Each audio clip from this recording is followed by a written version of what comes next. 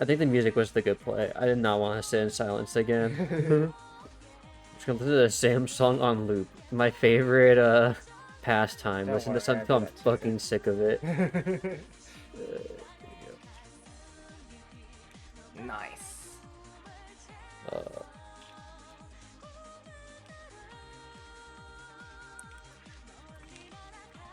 I'm looking at this because I don't know how quickly we'll go through Yeah, this. exactly. It's a bit of the bod still left. Yeah. Wow, nice. Nice. There we go. You have to, you know, how the hidden messages in between. Yeah. Just showered. That's true. I did just shower. Okay. Nice. Yeah. Okay. So making sure it's actually. Good job. I know, right? Crazy. Yippee! Okay, you all is all perfect. Okay. Oh yeah, let me hide Nexus. Yeah. Okay, so I think this is where we stopped, right before AOD Elio. Yes. Do you want to watch AOD Elio? Or would you like to go further into the VOD? I guess we should have a look and see what some of the matches are. That's true. Just so that we know, because it's a pretty long VOD. Yeah. There's a lot of matches here. Yeah. What's next? So we have AOD Elio. Uh-huh. What's this? DDR Dan Void. Classic matchup.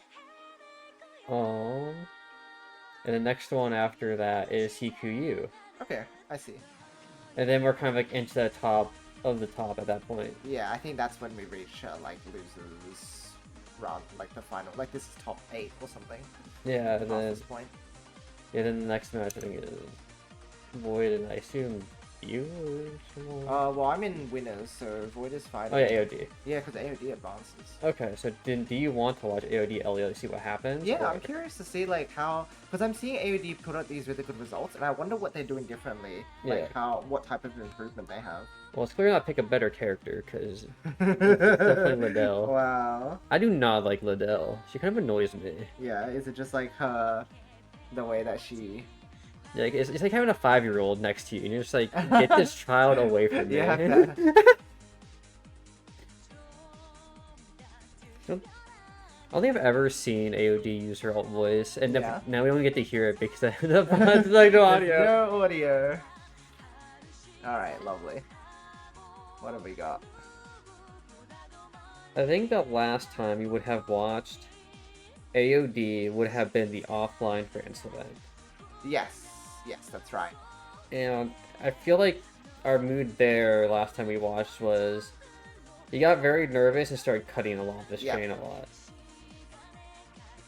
So, okay, classic Elio poke. Yep. Oh, wait. I mean, it resolved actually, kind of funnily. Yeah, kind of works. I don't know if that was intentional. Probably not. Hard to say.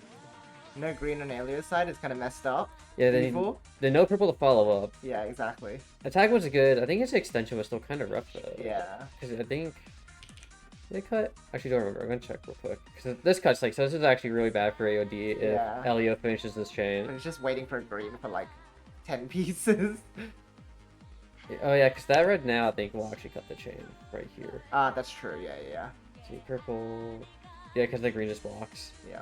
But then he has all the power here. I think that makes up for it technically. I think this. No, I don't think it's dropped enough. Originally the red wasn't going to clear in the first place. Yeah, well, but it's clearing early, right? Yeah. So then it clears the purple. Yeah, and I think the yellows will actually clear up the top. It goes down by 2 or 1. This will go down by 2. This goes by. Oh, it goes by 1. It's never Yeah. Yeah. Okay, yeah. So change is broken at that point, but obviously wouldn't be broken if he got green purple. Yeah. The rest of the attack was okay. Like, I don't think there's anything necessarily wrong with that. Not wrong, yeah.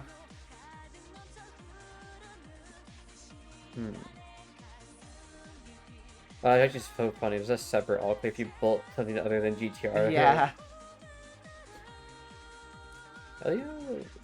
Oh, wow, okay. Huh. That is such a big commitment that early. I'm not sure what they saw like on Elio's board that made it feel like that was like a safe play. Maybe tested the waters to see if he was paying attention? Maybe. Because, yeah, you're right. Like, there's nothing wrong with his build right now. Yeah, because like, it's done. So if I'm looking at this, I'm like, okay, Elio's board is transitioning, right? Yeah. I Maybe guess he saw this and was like, oh, that's hard to build out. But, like, Yeah. not really. Oh, you need like a double blue and then red. Yeah, and you get double blue and red, right? I guess. Like, it's still pretty risky, in my opinion. It needs to Yeah. for that long of attack. Because, like, what, this was a 4-chain? Yeah. I thought it was 3. That's still a long time. Hmm. And you got rid of your transition. Well, actually, part of if your you go turn. back, right, like, you need it to be double blue. I'll- Because if it's not double blue, then you block the trigger in column 2, right? Well, yes, but then you can also just go green, like yellow, red up here. Yeah. And then you just need green and maybe a blue. But you need 3 pieces, right? You need to put 1 piece, another piece for the yellow, another piece for the red, and then you need to get your green. Like, Yeah. I don't know if that you'd be able to get enough pieces in time. That's true, but even then, it's like, this is 3, this would be 1, 2, then 3 over here. You still negate a lot of trash. Oh, true. If it doesn't connect to main chain. Yeah, that's true. That's true. Because, like, what is this? This is at least 5 players on the end. Yeah. And, okay, let's say yellow ends up here. So at worst, it's yellow or green, yellow, red. Yeah. Best case scenario, you get the blue. Yeah. And it's like, oh, Yeah, I see what you mean. Yeah. Okay, yeah. it just happened to work out that you just end up full in and go. Yeah. So I feel like that was a little risky on AOD's side. I can only assume he was just, like, testing things then. Same. Because, like, it feels like a weird time to commit. Yeah, he could also just be trying to shake up Elio, kind of proud to like inconsistencies that Elio has. Yeah. One of us, I think AOD should be a little bit more careful with that pillar.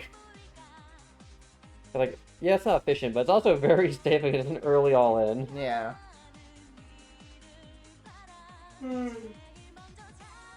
Okay. Very clean. Elio also played very high pillar again. Okay. Classic. Yeah, it's okay though. Oh, Elio's just gonna follow up on that. It's kind of wild. It's only a small 2. What the heck?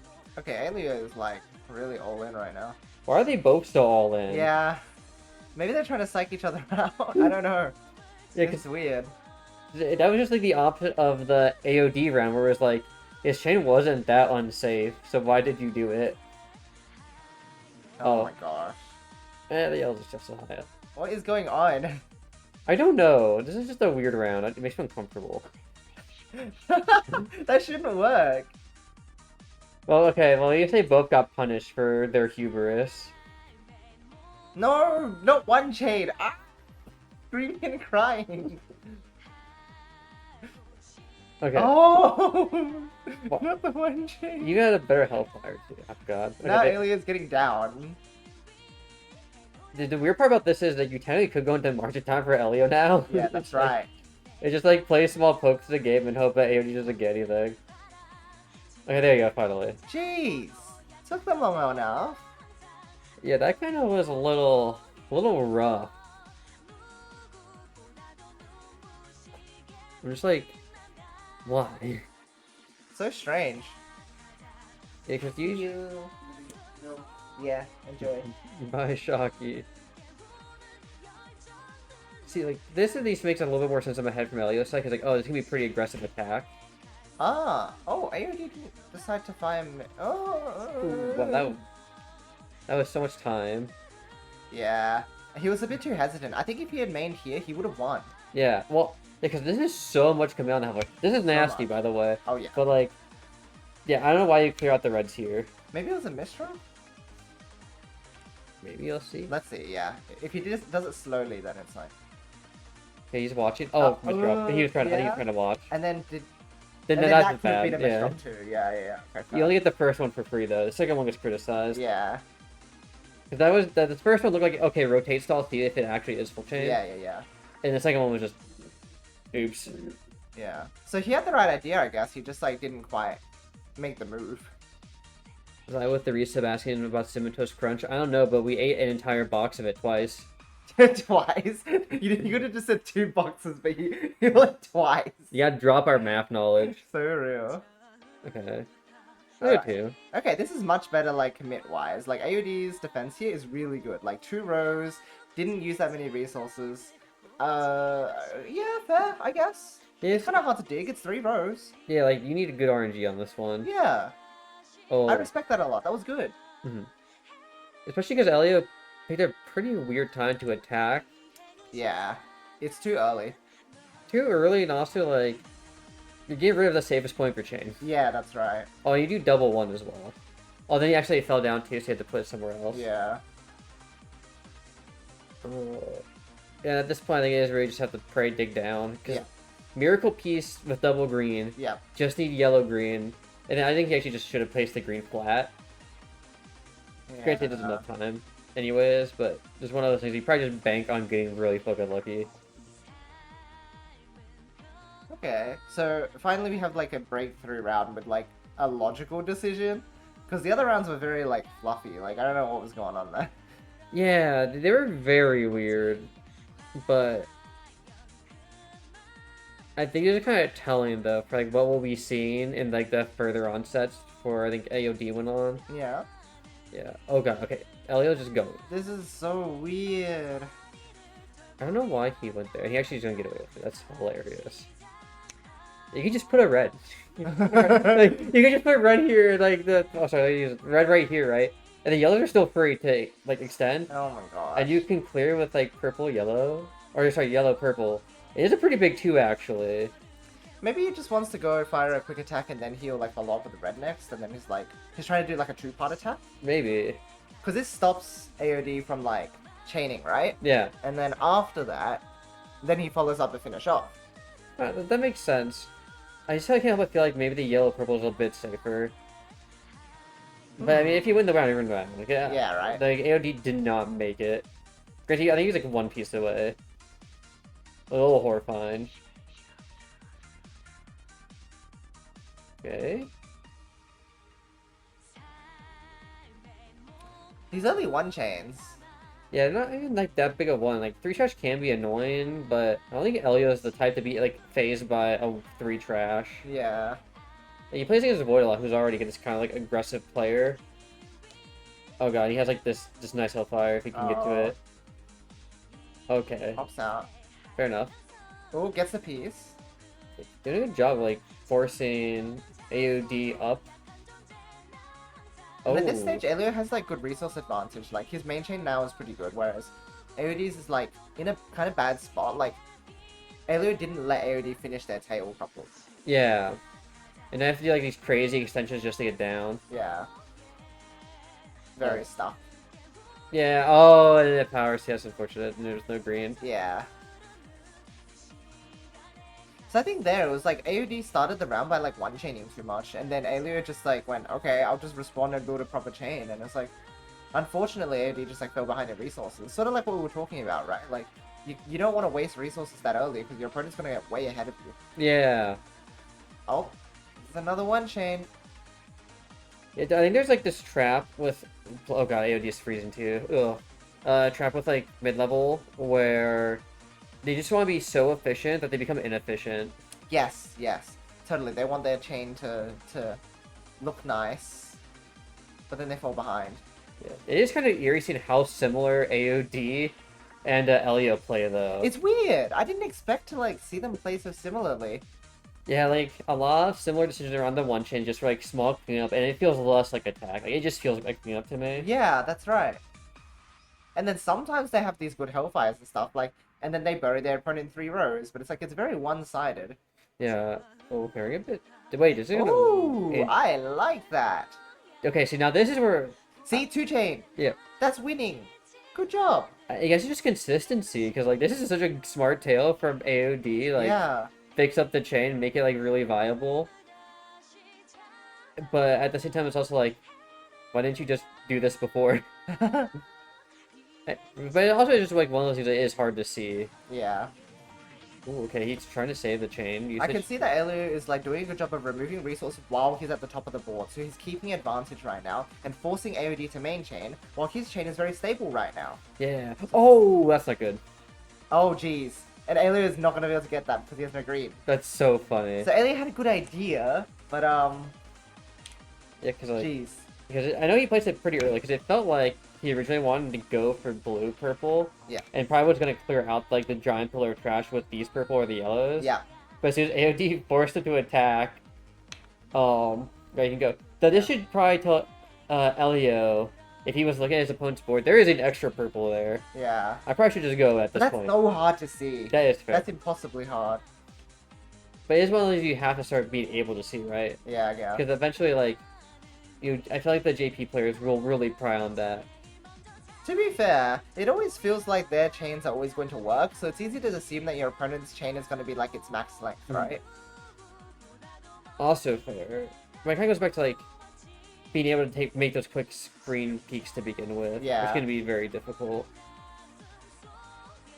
The build order from AOD has gone a lot cleaner now. Yeah, this is looking really balanced. The chain overall is like very efficient. Same with AOD now. And, I mean, sorry, with Helio, and he attacks because he has such a clean board in the first place. Yeah, ooh. Well, thankfully, you got so many greens. That's actually so nice. Oh my god, it actually goes in the Wow, hole. look at that nice dig. Okay. Oh, what the? Oh, option select? Oh, he thought he was dead. That's so funny. Yeah. I guess Helio's not really paying attention to AOD's builds. Yeah. So that kind of goes back to the other end where it's like you have to look at your opponent's board. Yeah. You can't just ignore it. Especially if you want to go aggressive. Like, it becomes less important to look at your opponent's board if your chain is just, like, always functional. As in, you always have the trigger open. Or, like, you always have a bigger chain than your opponent. Because then it's like, you don't need to look over them. Because when your chain is finished, you just set it off. Yeah. Right? Oh my god, Oh, what an geez. insane commitment. Why the hell would you do that? But also, it left things pretty clean. So I'm impressed. Yeah. This might actually work. Oh wait, he's nasty. I think it works. That's actually insane that he built out of that.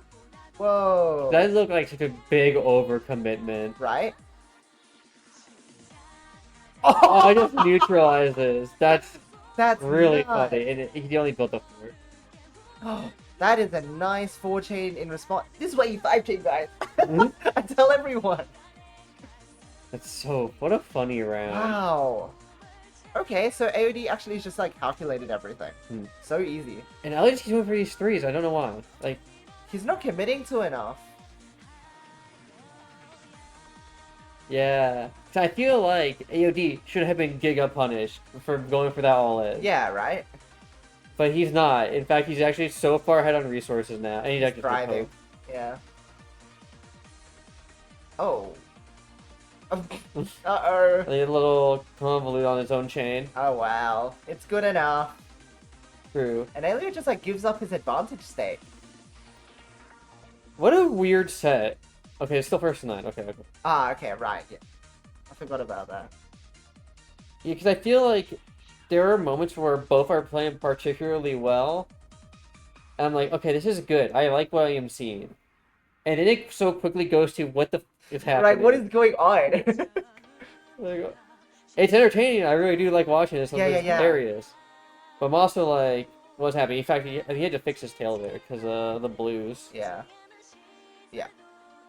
Oh yeah, that's a little awkward. Yeah. I will say, Elio seems to be good at taking the early advantage. Like, look at this 3-chain. This is really good. I think Elliot gets a lot of his fighting strength from players like Void, who he's so used to fighting because they attack so often. Yeah. Oh, no! Well, good find that he had the alternative trigger. Yeah. There should be enough still. It's just very scary because that could have gone so wrong. Yeah. Good Yeah. find. 3 wrong. It's kind of rough still though. Nice, nice. And Elio actually Wonderful. managed to like hold off until the 5-chain this time. Good job. Yeah, okay, like that was so close to losing though, because that Yeah. one link short would have been enough for AOD. Like, Exactly. oh god.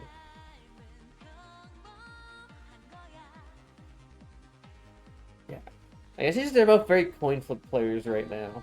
Yeah, it seems like depending on the round, one player just like dominates because they make like a good move, but otherwise it's like they kind of both just flounder around each other. Yeah, the one chain curves have been a little weird, Too many 1-chains, way too many. especially early. Where, like, they're not really covering anything like important. Like 3 trash on like the 3rd floor can mean a lot more, or even sometimes the 2nd floor, depending. Yeah. Okay. Reversing. Good find. Oh wait, I think he has the clear too. He's like trying to separate purple. Yeah. Okay, so even exchanges. They're both... What? Right? They're both cleaning up a lot, but like way better than before with the 1-chains. Yeah, I feel like there's more reason for this cleanup now compared to Ooh, before. that was a nice option select ability with the blue red. Yeah. Oh my Oh, god. he's going for a. He's going for. Is he gonna get to it? Oh wait, no, the double red. Oh. Nasty. That actually extension was gonna be so nuts. Yeah. They're good on Elliot to only put out like small pressure. Because that was a very greedy and color specific extend from AOD. Exactly. I also like that Elio is still maintaining like a clean second floor at the Mm. time as well. Like that seems to be a good strength of his. He just doesn't always capitalize on it. Yeah, which is a shame. Oh wait, we're going to. What did you say it's called? Key? No, I've heard this one. Sandwich? Yeah, sandwich. There you go. yeah, Key. yeah. I'm so used to like everyone calling sandwich key and like like the same thing. Yeah, so yeah, like yeah. all just kind of goes in the same bucket. Ooh, now this is an overcommit from Elio, and very well done from AOD, just keeping a clean chain that whole round. Yep. That's how you win. I Yep. told you guys, mid-level, just make a good chain. Yeah. The weird part for Elio is I just don't feel like his extending is very clean. Yeah. Like technically like there are links in there, but so many of them just blow up. And I feel like it kind of makes it's probably one of Elio's biggest weaknesses. Because it kind of goes into that mid-high level trap of like it works great against mid-levels who can't extend very well or fast. It just doesn't work very well against players of I would say OD is like in the same range of mid-high, Yeah. but also like high-level players. No way. Okay. I respect it though. Like it was a good watch from Elio's side because Yeah. now they're about even. Yeah, it actually covers the probably the more important side of Elio's chain with the yellows. Yes. Oh, what the heck? I don't think he wanted that. Yeah. Oh, this again from AOD. Very clever. Huge punish. Yeah. I'm not sure why he did that, to be honest. Like, this like attempt down like is kind of weird to me too.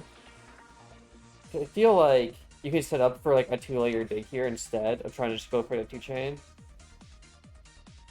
I don't know what's going on. Yeah, cause I'm like I'm thinking so about confused. this. I'm gonna try to think about this in my head. So, in theory, right? Yeah. You could probably place like. I'm trying to think like how I would want to dig this out. Yeah. 'Cause I don't think this is like completely like you have to 1-chain clear, but even or 2-chain clear. But I think it's fine enough. I think it's just like here is weird. Maybe he didn't realize he had a 3 tall and he thought that it was just gonna like, Maybe. you know, like you don't realize something's gonna clear. Yeah. Cause I was just thinking like you probably could just put the purples like right here after this point, Yeah. and just like buffer blue. And it's like okay, it's not obviously the most efficient, but you can come back and just clear out these yellows. Yeah, that's it. Or use them on tag, and like that's it. You call it a day. But that's just unfortunate. Because at that point, you're probably dead. You need yellows on your trigger, you need yellows on your tail, and this awkward yellow here is just gonna stop extending. Well, good punish from AOD. Yeah, I think he just overall is just more consistent than Elio when he is not tilted. Yeah. Because I don't know if like both players are playing like nervous right now or something as well, because like they're pretty deep into the bracket. yeah, So I think my issue with Elio is that he's always kind of had this consistency towards the top half. yeah, Or inconsistency, sorry. Like, cause I know this is always the biggest criticism people have had of him, even like years ago. yeah, It's that his chain attacks are good. He's aggressive, yeah, but he does have a very, very committal style. Where like sometimes he just randomly all in and he kind of just lose the round with advantage. yes, And it kind of happened in like when Puyo GB still existed with like Elio and Hiku. I forget if Elio or Hiku run that set, but like it was a lot of overcommits. But at least at the time, people like Hiku and even Dan, I would say like would struggle against it because one, our builds just weren't as clean, yeah. and our understanding of damage was different. And the only person playing against Elio a lot of the time was Void. That's true. But Elio's been a lot more active outside like the Brazil server or Latin America. Yeah, And he's been entering a lot more tournaments, and as people get better, it felt like it feels like Dan, Hiku, Void, everyone have kind of like stepped up more, and I feel like Elio is kind of not plateaued. I think he's just stagnant right now. yeah, that's right. Like if he wants to get better, he really is going to need to work on like. If he commits a lot, he has to rebuild, or waiting a bit longer before he commits. Because some of the rounds that he won are the ones where he'd made commitments when he had his second floor ready, and he was making attacks near the top of the board. Like, if he could do that more often, people are, like, having a way harder time to fight that. Like AOD just lost a lot of those rounds. Yeah, it's hard for me to tell for like how much of it is just like Elio is not looking at his opponent's board versus how much he just doesn't understand like how much damage he is doing. Yeah, fair. Because there are some like parts where AOD just had very easy takedowns and Elio just commits. Yes, true. And there are times where like he has AOD completely covered and he's like not commit to anything. You're like, what is happening? And I think he just doesn't understand like where his damage is strong and doesn't know when to like just pivot into like just building another attack or building like a full chain. Yeah, like his damage output isn't appropriate for the situations he's in. Yeah. Do you want to go this set or you versus Hiku? I think this could be a very interesting matchup. It's been a long time since I've seen this classic. Okay, I think. I'm down for this. I'm curious if Dan will go aggressive style or if he's more willing to actually go for a more normal style because he knows that like he can't really lose efficiency against Void, right? Like Void is going to threaten with what he's recently been training. I'm very curious.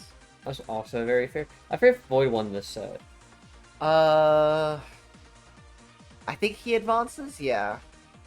Because I feel like Dan is kind of in the same spot as Void, where I don't consider him like the super high level. Right. But I think he's just like just below Void in terms of a skill at the moment. Yeah, that makes sense to me too. Probably goes to like, you know, what people always speak about with Dan is like he plays insane, but sometimes he's just like really inconsistent. Okay, so this is what I was suspecting, that like he wasn't going to go for that like really early aggression. Like he has to play kind of more normal against Void because of the matchup. Yeah, and I think Void in general is used to that kind of early style at this point.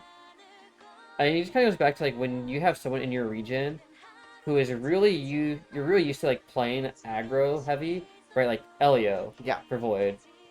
It kind of gives you this weird, not really advantage, but this like level of knowledge of like you kind of know how to deal with aggression already. Yeah. So when you bump into another aggressive player, rest in PC's Greens, it makes it very hard for that other aggressive player, unless you have someone similar to Void, to kind of like play even. In a sense, like you kind of get knowledge checked in a bit. Yeah. The rest in peace Void with the green cut. Granted, he did get a good attack from Dan, and then just like very awkward on the yellow Q. Okay, Dan also just opted out of the Hellfire too. Oh god, this is like 50 Shades of Dan from back in the day. like not really any key form, right? There's a very high pillar that drops down to like the blue. Wow, clean. That's good. Really good. Now Void is forced to main chain.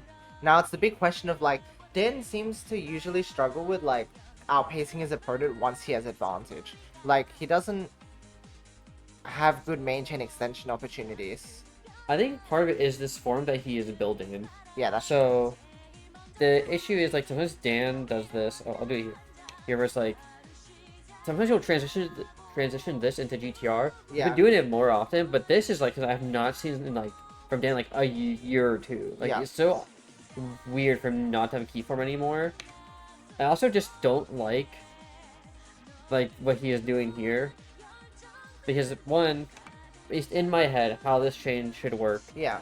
Is the yellows are gonna come around, right? Yeah. Because it goes red to purple to blue. Yep. These reds pop blue, yellow. Yes. But for some reason, I think he mixed up his chain and decided that yellow is going to pop these. I think that because like it feels like to me like this should have been like double yellow right here. That's just an easy extent. I think he's trying to go yellow to purple to red. You think so? Okay. Because I think that's what his next few moves are. He sets up a purple on top. And then he needs the red. But, like, I guess he didn't see any blues in queue, so he didn't try to extend it. Yeah. Well, because you got a bunch here, which is, like, going to this extent. Yes. But, like, this just feels so risky. Like, this feels so slow. Especially when you get free double yellow. You throw in here, you free L. You blues immediately complete your chains. Like, everything else goes here for free. Like, this could have been, right, yellow, the blues extend off. And then maybe if you get lucky, you get one more color. And what, it'd be, let's see, 1. So if it goes blue, yellow, it's 2, right?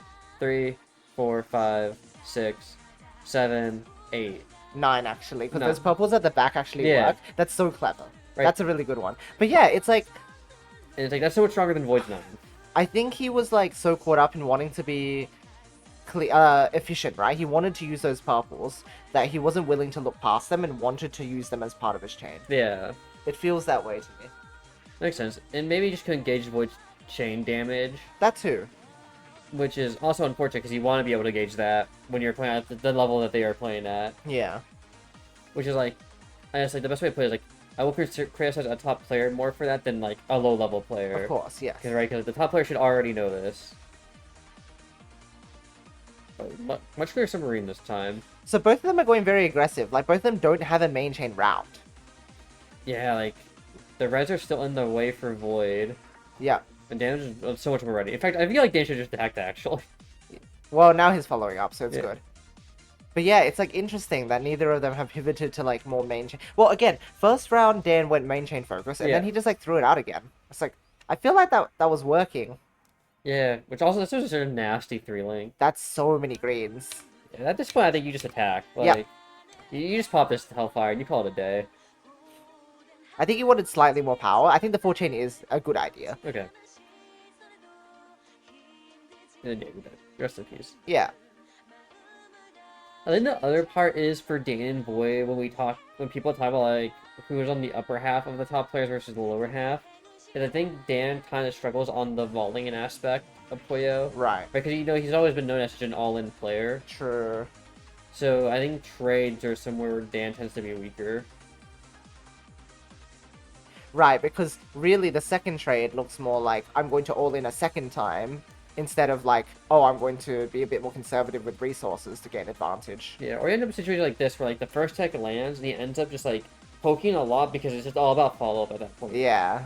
Which isn't really a volley, because volley I kind of consider more like you are trading back and forth without doing like any substantial damage to a point. Yeah, yeah. Like you're not trying to land a hit, you're just like slowly chipping away your opponent's like resources. And if a hit lands, then great, you can follow up. Yeah.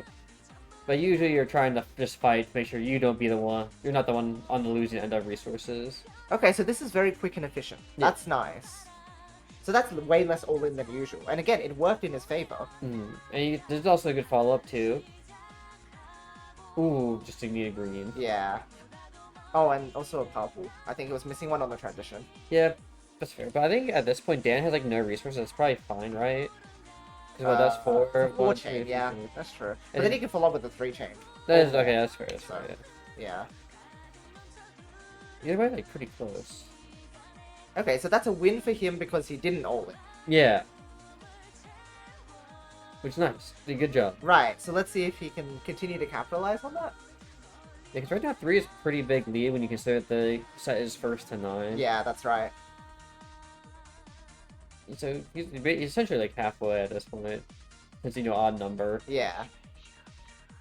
Okay, this looks like it would also be like really nasty. Okay. Poke.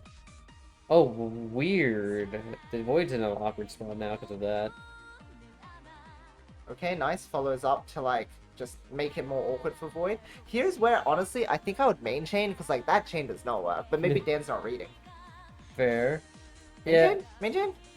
Main chain? He's hesitating, please. There you go. And now he's giving Void a lot of time. Yeah. That's like the one trap I feel like I should have tell players every time. I see Naru do this a lot. Yeah. Chain pop. They sit there and you just watch. I'm like, stop. Build the chain. Do something! Right. Because now it's, like, way more even than it should be. Yeah, like they should have been able to build a lot more. Like I feel like those purple should have already been there to be able to set that off for yellow to blue. And then Void's just dead. Oh, man. He lost advantage state here. Yeah, That's it. I wish there was a good way to calculate how much sit time a player had like in a True. round versus like how much they could have had if they had started building sooner. To be honest, though, if he just sent his main chain there, Void wouldn't have had time to follow up. Mhm. So, Agreed. I don't know. It's tough. I'm not sure how you can, like, give feedback to that aside from read better. But it's like... Play less bad. Sign to Right? Yoshi. Like, that's why I don't want to say it like that. But it's like, man, yeah, he just, like, struggled so much on it, and I wonder why. I also kind of hate to say there's just sometimes where I'm gonna pause for like I have a thought Yeah. about this when I do my first thought. Where unfortunately the advice you can give is that you need to play more, but not in the sense like you have to play specifically more, but more in the sense that you have to play to get in that situation more, Yeah, exactly. so you can actually look at chains and gauge their power. Also, this is like the rough part of Submarine, how Dan built. Like, he loses so much time here constantly splitting.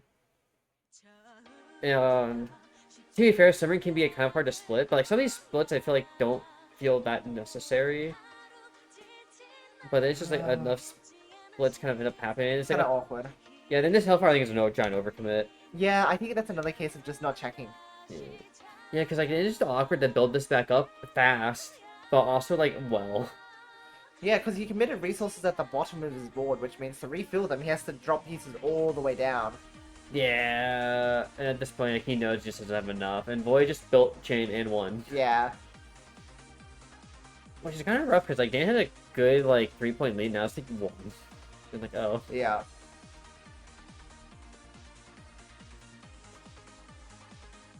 I guess it's kind of like weird because I had the opinion of Dan didn't feel that experience Submarine, but after coming back here, like, oh no, he builds it all the time. I'm like, this does not feel like an all the time kind of build. You know what I mean?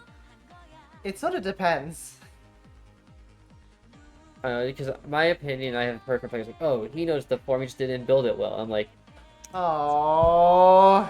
and if you know the form, but you don't build it well, congrats, you don't know the form. Yeah. But also, that is kind of hilarious. I feel like if you're gonna go for this Hellfire, well, I guess you put the reds there, so yeah, it's not really Hellfire anymore. But this probably should have gone off. Like, this probably should have gone off much sooner. Like, set it off here. Like, come on. And then you just build way too high. That's just too greedy. I get it that he didn't want to use all those resources, because the idea there was that he converts it into a 3-chain that only uses, like, the top part of his chain. Yeah. But it's also like, It's just so high up, and it just takes one good, like, opportunistic poke of, like, if you miss it as Void, it's like, okay, whatever. Yeah. But if you get it, you just won a round. Just win, yeah. Like, the risk reward there for Void is so insanely good that you always go for that one chain. Yeah. But there, this is a much cleaner build queue for the game the Submarine stabilized quickly. Right. And it looks like Void does have more of that main chain focus, because, again, early in the set he was losing some rounds by just, like, committing way too much. Which is a very interesting kind of, like, change from, I guess, my perspective on Void as a player. Yeah. Because before he used to be, like, that very aggressive, right, during Advent League. Yeah. Like, he was going for such large attacks all the time. And it has kind of, like, changed now to where he's focusing more on making sure, like, his chain is efficient and effective. Which is insane. Insane 13. 96k on that. Jesus. What the heck? I don't think Dan's close to that at all. This is like, he's learned to rein it in when he realizes that it's not going to work. Yeah. Because it's not worth playing those fights if you can just main chain. Like, it's easy to main chain. It's hard to be aggressive and keep a good main chain shape. Agreed. And I feel like against Dan, who kind of builds himself into corners with aggression, you probably can't just play main chain or counter style. Right? And eventually just like, oh, be like, okay, I win now because you much. use too much. Like this, right? This just reads like, play safer. Oh, actually. But, Void, okay, we made it though. It's not the worst. Oh my god, actually, wait. This is so good for Void now. Oh no. Okay, Dan follows up with the 4-chain. Oh god, you have the double red. Yeah. That's just unfortunate. Well, now it's even, right? I kind of almost favor Void here because you can get down to this tail still pretty relatively. Oh, Dan got the 4-chain! Oh, everyone does it! No! Yeah, then Void just has his much bigger 4. Because of power, it's basically a 5. No! And, oh god, you can't use the reds easily either. I guess if he gets a purple. Ah, purple-red! Yippee! Okay, perfect. But yeah, 5-chain! He wins! Yeah. I feel like Western players kind of have a really rough time gauging how much damage they actually do. Yeah, I reckon that's a big problem. Which is really weird, because I would honestly put Dan in the group of people that I'm like, he would know how much his main chain is actually going to do. Yeah. Given, like, how knowledge-focused he is. He's very knowledgeable. Oh, that's so nasty. I think, I want Dan, personally, to stop doing this. Just specifically on his trigger. This is such a, like, risky all-in for no reason on Submarine. Because it is already annoying as hell to build another L shape. Especially when you already have 2 up. So you don't get like a buffer piece, right? You just can't put more purples there, otherwise you become way too lopsided. I mean, it's good for him to build like this. Like, you're very quick tail, very fast. The issue is Void just got descended full chain, and you're not going to be able to meet that. Oh, gosh. Yeah, and then quick 4. And which makes more sense than the 4 now, because he already has half his board covered. That's right. And now Void has 3-point advantage. He literally just ran 6 rounds. Man. I think it's just like, it must be that during matches, he has a way, like, harder time being able to, use his knowledge. Yeah. You know what? I actually might have considered that all clear. Like, okay, so hear me out, right? Uh-huh. It's fucked. Because the way he built it, but like, if Void's like this, it's actually kind of awkward. Because you need another yellow. Granted, it's in a queue. Well, it's red-yellow, so you have to either block or use purple. Yeah. I guess blues. If you get like a little opportunistic, maybe I feel like it's safer than the other ones. But I think it's a good swap out. I would have like thought about it for a moment and been like, could I make this work? Just to kind of keep that surprise factor too, because Void is kind of just main chaining him. Hey, okay, that was good. That was good poke. Yeah. Go, go, go, go, go, go, go. Okay, blue reds. Oh yeah, that's Nice. nice. Oh, these are so good now. Okay. Okay. Like 46 is so beatable. And his purple don't cut too, which is so nice. Oh, that's a big 9 link too. Oh, that's beautiful. Good stuff. Okay. Oh wait, the rest are going to cut. That's so nice. Unfortunately, otherwise I think this would have sent back, but now it's just kind of like even. Yeah, but I think that kind of works though. So. He's pretty down on resources, so now this is the part where you just main chain and win. It's still extended. It's That's actually horrifying. kind of weird. Yeah, because Void's have gained super out Oh, of it. whoa! Did you see that rotation from Dan? I did not. I was. Go look at that. Okay, This okay. is why he put out that video recently. Okay, watch this, watch this. Oh yeah. I am really bad at the rotation. I've tried. I have given up. I'm like, It's very well done there. Yeah. That was good. it's honestly just not intuitive to do, in my opinion. Really. I Oh. feel like it's super weird to use. I'll teach you it again in person, and then maybe it'll click. Yeah. Also, wow, that was nasty from Void. So efficient. Because okay, so here's the issue I had with like when we kind of talk about like send main chain and win, right? Yeah, Giga resource. yeah. Okay, and it's like how much time he spends at this top point, kind of like air quote doing nothing. This is nothing. Yeah, that's a nothing one chain. And then Okay. it's like I think, okay. This is the thing that we were talking about the other round with the purples. Yeah. It's purple again. And guess what? It's a purple up of 3 again. This is Yeah. very weird that it happened twice. He won't let go of, like, resource commits in order to, like, have a better chain structure. Yeah. Like, he's like, oh, I've set these purples up, I need to use them. And then he extends really well on the right, but, like, then he's left this hole in column 3, unfortunately. Yeah, and then the other issue I have with this too is okay, so we have a nothing one chain, Yeah. nothing.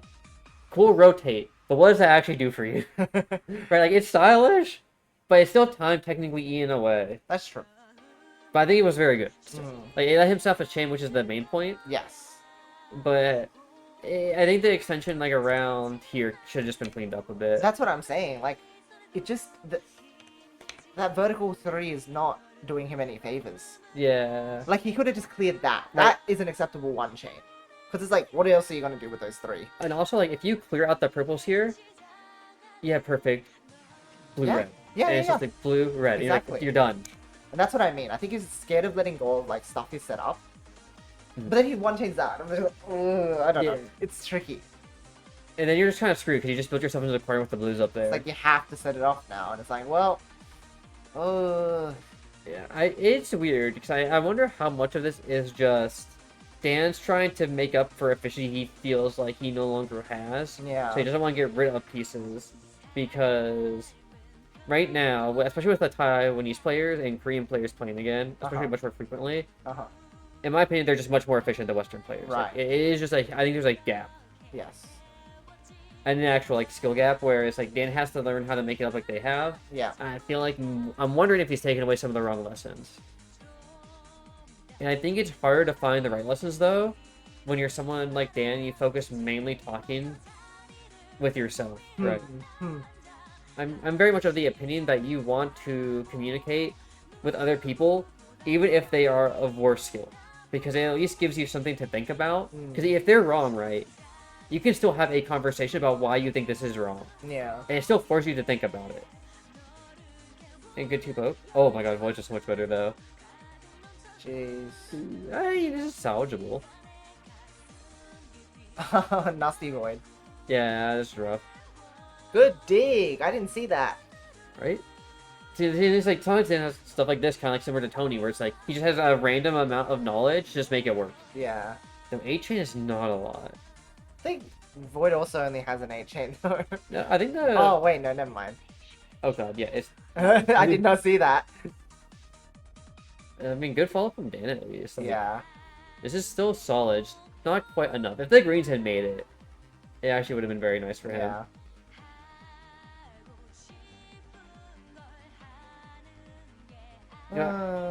Oh my god, spicy? What is going on? I think he wants the all clear. Ay, ay, ay. Okay, actually, that 3 was pretty fat though, so that worked out. Oh, I think he I got it still anyway. got it. He stopped. Nasty. I actually think I like my comparison. Dan is like what Tony does, but at a much higher level. Yeah, Like, yeah. He just has a knowledge gap of like just random quirky information Yeah. that like will get him out of really weird scenarios. The issue is you're not usually in really weird scenarios. Yeah. With a lot of the upper players. Because to me, the set when it was 4-1 should not have ended 4-9. Yeah. If you had told me it was Dan 1 and Void 4, then 4-9 would make more sense to me. I'm like, Yeah. okay, right, Yeah. you're clearly playing from behind, you have rough opener, so you're trying to trade rounds. Because then if it's like 1-4, right, and that means Dan 1-3, Void 1-9, so 5-3 back forth like isn't that bad, right, technically speaking. Yeah. Yeah. But when it's like 4-9, that means you didn't win one of the last 8 rounds. So something is clearly going like wrong. It's so rough. Like, a few of them are easy mistakes, where it's like, he just committed way too early and way too many resources. Mm-hmm. It's like, okay, so that's just like, easy to rule out and say, okay, I should do that less. But the other stuff is more like... It's just like not keeping up main chain efficiency. It feels like tunnel vision. Yeah, tunnel vision. Right, it almost feels similar to like what I posted in Ascension earlier for Yeah. the beginner players. Yeah. But like at a high level where it's like, okay, it's like mid-level players kind of like try to work on the efficiency, right? Yeah. And I feel like we're at a point where like we're also working on efficiency, but too much into that one trend of tunnel visioning because you want your chain to look like how you were envisioning it, Right. and not what it should be in the moment. Right. Well, actually, I'm glad we watched it. That was interesting because it does feel like you kind of like. I don't think Dan has the same issue as Elio. I don't think he's completely stagnant, Uh-huh. but I do feel like he has hit a wall that he is still climbing past, just slowly. Whereas I feel Yeah. like Elio is just stuck at the wall. I can't climb it. I did wonder if it's also part of, like, Dan is not playing as much recently. Yeah. For, like, his own health reasons, but it's Yeah. also, it's a little rough because I wonder if this would have played differently if he was still in his, like daily sessions and actually, like, keeping up with those, like, good decision making. Because a lot of his, like, training sessions emphasis was on making good piece decisions, right? And, like, actually maximizing the pieces he gets. Whereas here, it felt like he fell off of that. And it's like, that's weird. I thought you were practicing that, but I don't know. Maybe he rusted a little? I don't think so. I actually think the daily things were kind of bad. Okay, how so? Okay, so I think there is a point where you overplay Okay, and you overpractice. right. And I feel like when you are playing every day for multiple hours, it makes sense for larger games. Huh. Because in, let's say, because they talk about in, like, Creamy Sports is, like, the amount of time you put into a game versus the amount you're getting back, Sure. and how much stamina you use. So in League of Legends, right, players play for 8 hours a day, Uh-huh. but people take that as you must play 8 hours of your game a day. But that's not true. The reason you play 8 hours a day in League is because you have one game per hour, roughly. Sometimes True. one for 1.5 hours because Right. of wait times. Right.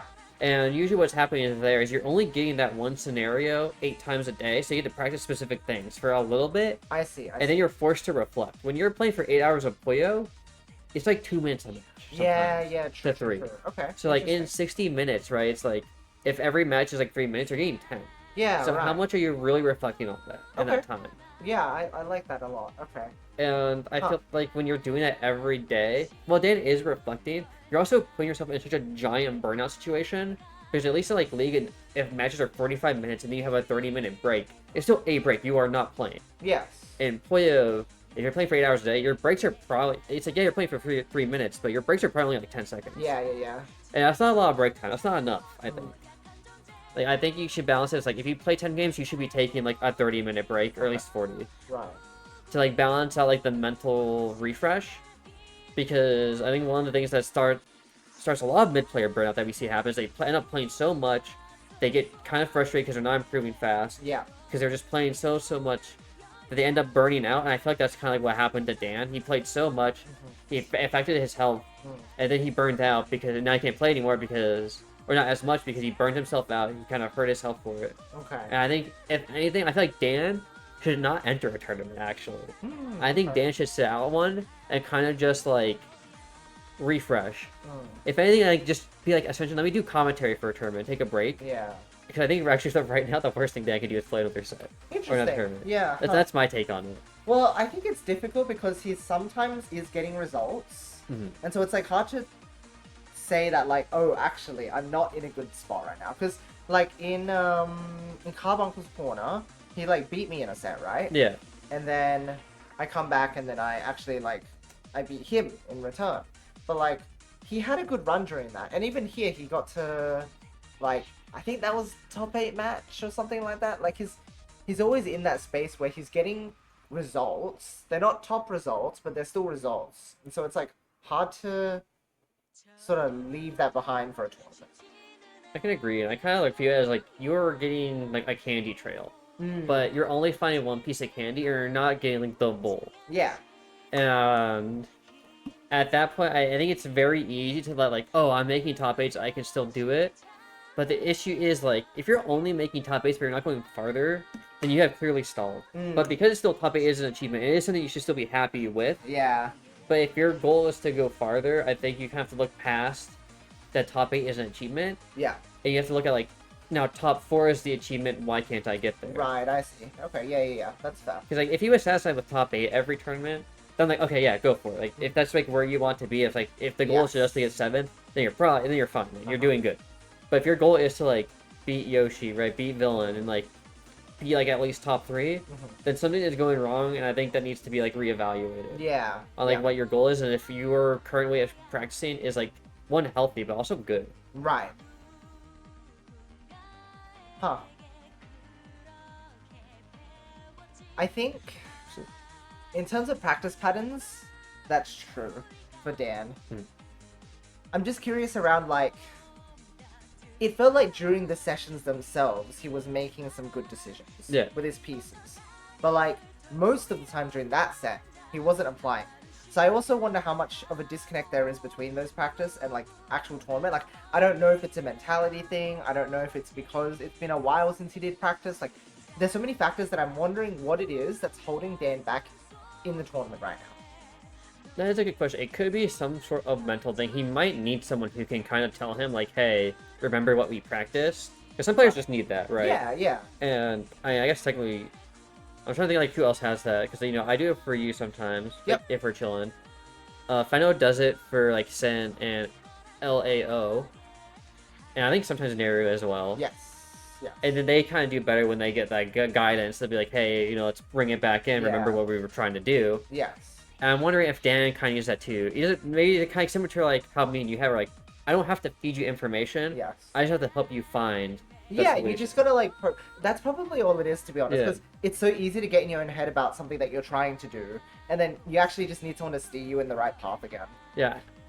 I think he needs more of that mental side and less like someone that tells him like what he needs to be, like what is the better play. Yeah, because he has that knowledge. Yeah, like he just needs to be pointed away from like something that he might be tunnel visioning on. Exactly. Yeah. So good. Let's see. We'll have to see what happens with Dan. I think he's entered in this, so I'm curious if we'll see if it's more of the same for Bug Namza. This is the title, right? It's like Bug Bonanza, or is it Bug Bonanza or something? Bug Bonanza is right, I think. Okay. Yeah. Like, if it's another just, like, top 8, kind of, like, similar losing style against the other players, then I feel like I'm pretty confident it's a mental, like, he needs help, kind of, like, with someone to pull him back in. Yeah. Or, like, to help lead him. If he pops off, then we'll see, like, maybe it's something else. Then maybe there's something else here. But yeah, I agree. We'll gauge it with the next tournament and then go from there. Yeah. Alright. And then, what? This should now be you, Hiku. This is... Yeah, this is interesting. Yeah. Oh, alright. That's funny. You know, I'll grab water real quick. Good call.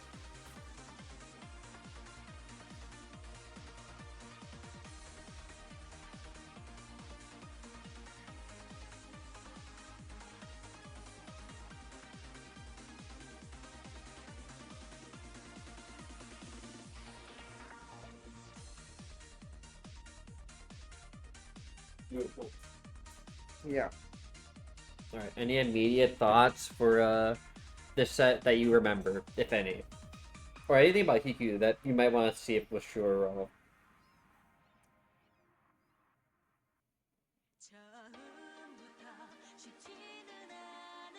I don't remember this first set very well. Oh, okay. Do you feel like you just, like, steamrolled it and it was just like... Well, you're gonna see this in the results. We were even, and then I just, like, fled from him. Okay. And I don't know what happened. Because I was probably just so focused on, like, doing my things right that it just, like, happened. So, I'm curious what actually happened. That makes sense. Maybe, because that could also lead into, like, the grand finals, right? Where, like, he played you again, so maybe there's an adaptation there that made that set closer. Yes, I reckon I know... I have a bit better of an idea in the second set, but this first set is very, weird. Okay. Yeah. I don't really know what to make of it. I actually might send Dan the timestamp for, like, our discussion. I think just it'd to be see, good for like... him to hear, yeah. Yeah, just see, like, if he agrees with us, or if he has any thought. Because I'm actually kind of curious. I'm actually pretty curious. Yeah, I'd like to involve him in the discussion. Hmm. Yeah, speaking of, like, getting him to talk to people, I guess we should talk to him. Yeah. Us knocking on the door, show Yoshi clip. Dan played better. He'll leave. See why I didn't name names for, like, when I was posting my advice things. I didn't want to be like a dick. Yeah. No, that's good. That's good. I do. If there's one thing I appreciate about Hiku's play, is that he is, like, so efficient with the tails, like, you know, like this. Yeah. Because, like, I realized, like, he was already doing, like, this kind of style tail we took from Saki. And it was just, like, no one ever thought about it. It was just because I guess, like, maybe because we just didn't think about, like, Hiku was already doing it. We always said that Hiku was, like, someone who builds cool tails, but we never elaborated on why. Right. And I think that was the issue. Yeah. But, like, we should have been more dissecting of Hiku. In fact, I feel like will start dissecting more Hiku on my own time. I think because we kept thinking that, like, he kept talking about how, like, I just misdropped because I'm on the wrong platform, or I'm tired because I had 5 cups of coffee, and it's like, we can still take your gameplay seriously. Yeah, but I think it's just so much easier to take it not seriously when someone is, like, saying stuff like that. Yeah. You would kind of subconsciously write it off. Yes, that's right, that's right. Oh, okay. I think it's funny that there was, like, a little stint of build vertical, and now I think we're mostly back to build high. This is funny. No, the second one. Oh, I still get it now. That's fine. This round is so scarf. Oh, did he get another one too? Oh my! Enough 3 colors for it to be one. That's so funny. It would have been, yeah. Oh god, this is actually really scary though. Oh, this is bad. Yeah, 5 chain to win.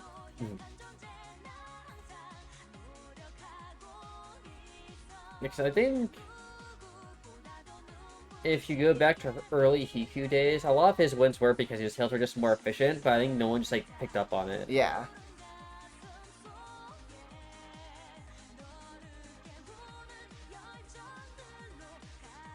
His build order also is a little weird to me sometimes, but I think it's just a good foresight. Usually, like, it's never because, like, it's bad, it's always because, like, oh, you just look so far ahead on your chain. Yeah, he's very good at, like, making strong decisions with his chaining. Yeah, I think his only real weakness, I think that, like, as a player, is that he just has... His attacks are too small compared to the other high-level players. Yeah, he's more reserved with his resources. Yeah, because, like, this is, like, the usual Hiku attack. I feel like I see, like, technically this is good, right? You more bullet pulls on the end, but it's still just, like, a small tube. Yeah. because he had that main chain focus, right? Yeah. Like, there is no attack being made at the moment. He was focused on making his multiple stack like a ton of links. Yeah. But sometimes it's easy to get caught up in that because I do that too. Like sometimes I'm like, oh, I'm making such a nice multiple stack. It's gonna get like 5 different links before the GTR. Yeah. Like, look at that. That's so good. Yeah. But it's not ready. Exactly. My usual rule of thumb is if you're gonna do like multi-stack like that, you need something ready, available to pop on your tail Yes. side. Like the double yellow right here with red purple, just so you have an immediate 3-chain defense versus like having to now just pop your transition. Exactly. Right? You don't want to like have to use it. Exactly. You're building because you don't want to use it. So Yeah. you need to build something else so you don't have to. Yeah. I do like the attempt at this 3 though, which Yeah. unfortunately like wasn't going to work because of the trash level lane. But that could have been a nice defense. Yes. Because if that 3 works, and he actually gets out of that somehow, he probably outchains. But it's just so hard because you're just so far like ahead on the follow up. Yes. Okay, honestly, fair hesitation. That was kind of a bit awkward on the transition. But I like that you should convert into submarine instead of GTR. Oh, This is weird. I do like the follow up. That was very close to being full chain from you. Yeah. Okay. Yeah, They- nice. And he only is a lot better at attacking now than what he used to be in the past. Yes, he used to be like full on main chain only, but he's gotten a lot better. Like I was surprised by a fair few of his attacks. I was like, oh wow, like you can be quite aggressive now. Yeah, I imagine part of that is because he's been forced to learn it. Yeah. I feel like we've hit a point where, at least for the upper end, he not quite necessarily gets punished. He just can't get away with it as easily. Yeah. What that's from? Yippee. Oh, this is starting to look really nasty on your end. Okay. We're just taking it slow, I think. Yeah, makes sense. Little down boy. Okay, then he goes full. That makes sense. Oh yeah.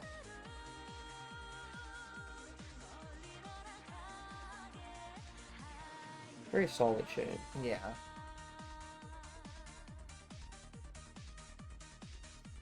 Yeah, it's always like the unfortunate part when you feel like, oh, I'm gonna pop off the top now, and your opponent just builds something insane at the bottom. You're like, oh, Yeah. okay. Yeah, because that's such a strong part. 77.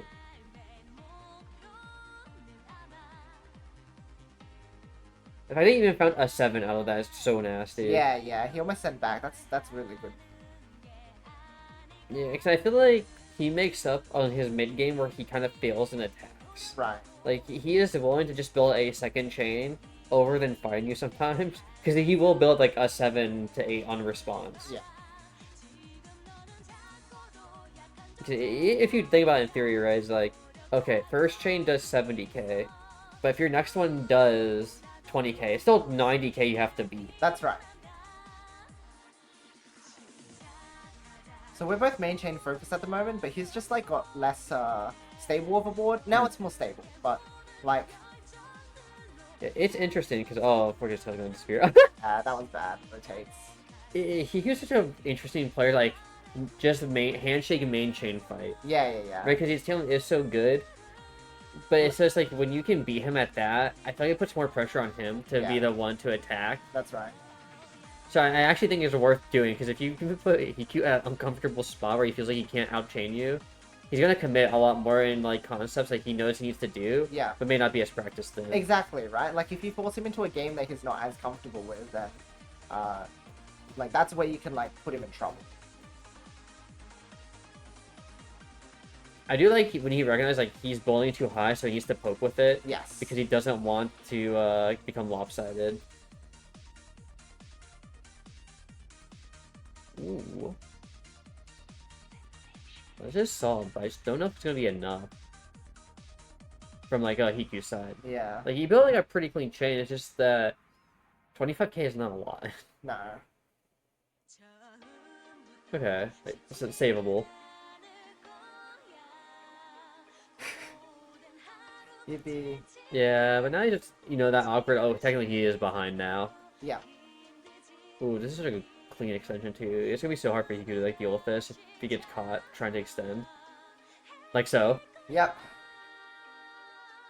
So it's like the worst part, I think, about shapes that he is building, specifically only on transition point.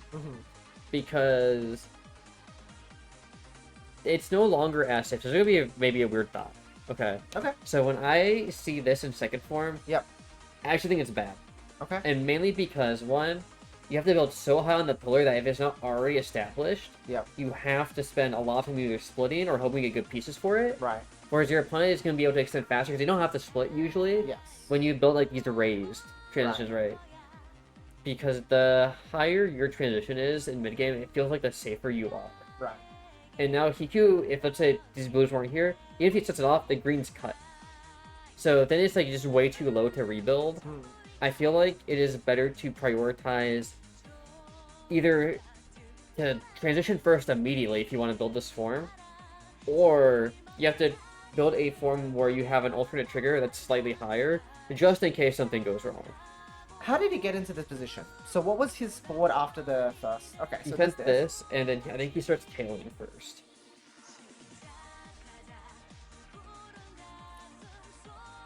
Because, and this is about, like, the other part is, like, if you build it late, this is so risky.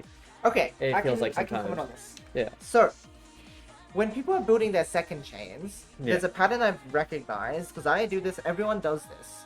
Because usually, what happens in your first chain is you know that at the very beginning, no one is going to attack each other. Right? Or, like, they might if it's like that. But usually, you kind of handshake and go, okay, I'm going to build my first floor, you're going to build your first floor, I can do it as unsafely as I want, we're just going to go. Yeah. When you're building your second chain, you know, at least in Hiku's position, I'm sitting here going, I'm at a resource disadvantage right now. My opponent can poke me. If you go back 5 seconds by just, like, hitting the button, go from, like, let's pause at around here. Okay. So, what you'll see is, like you said, usually you want to transition early, right? Yeah.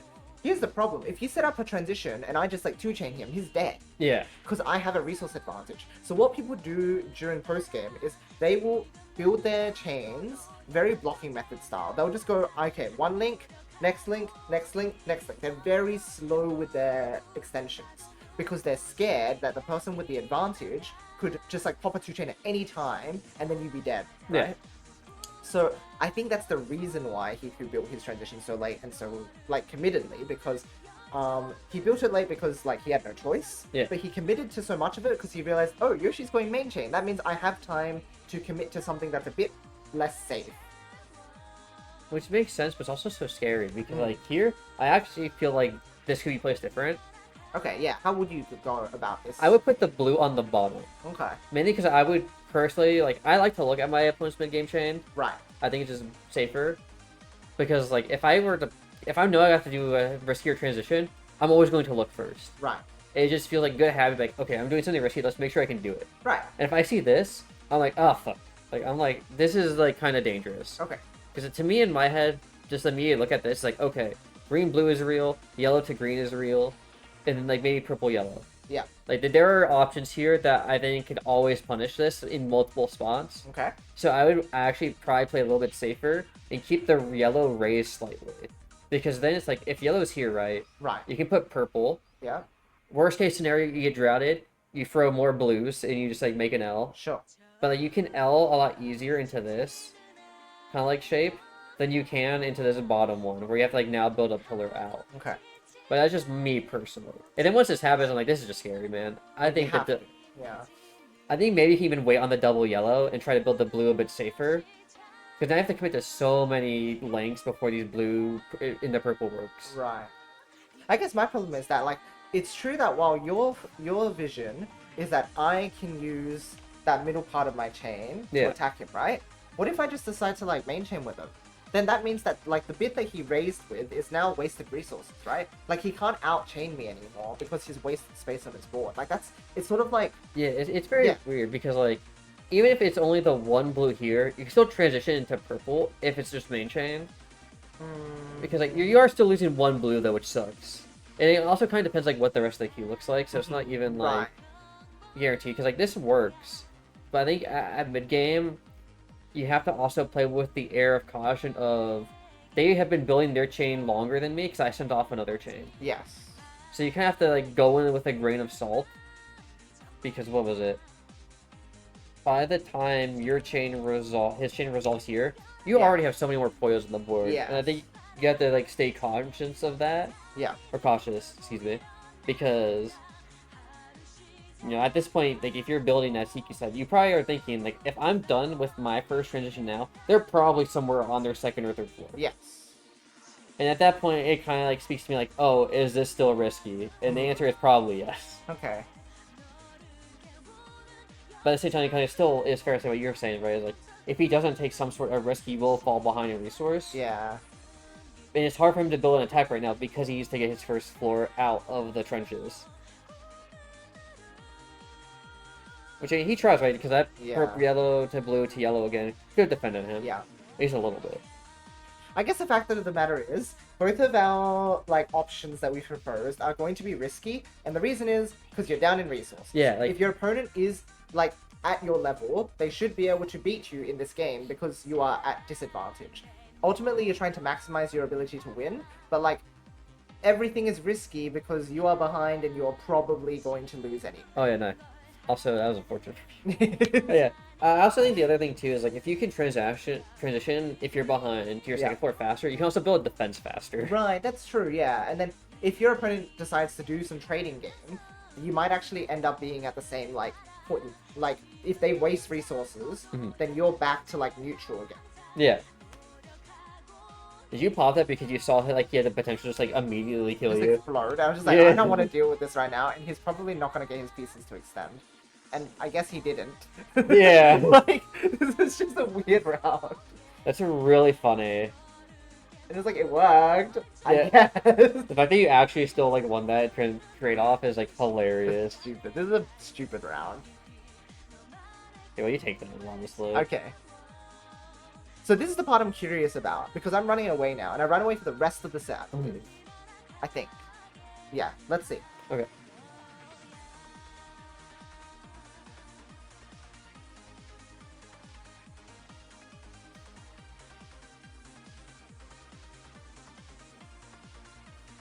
Because it just makes sense, right? His transition's good. Your out thing, I feel a little bit safer just because you're higher up. But you're also tailing really effectively. One poke. Okay. Fair.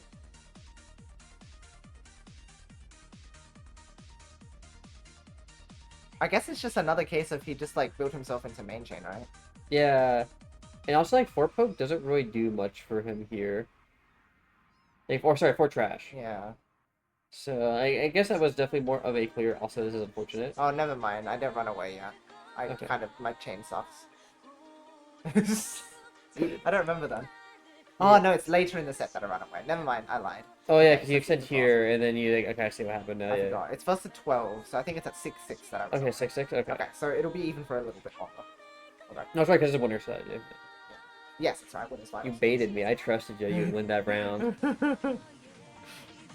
It's funny to trust it and then just be like, wait, that sucks though. How do you make it work? No, I don't. That's the classic watch my VOD and oh yeah, I forgot I'm awful at this game. This is nice though, from both of us. It is a good transition. Ooh, wait. Are we gonna get the nice red preset too to fix your tail? And you just use it to attack, that's nasty. I'm just gonna chain.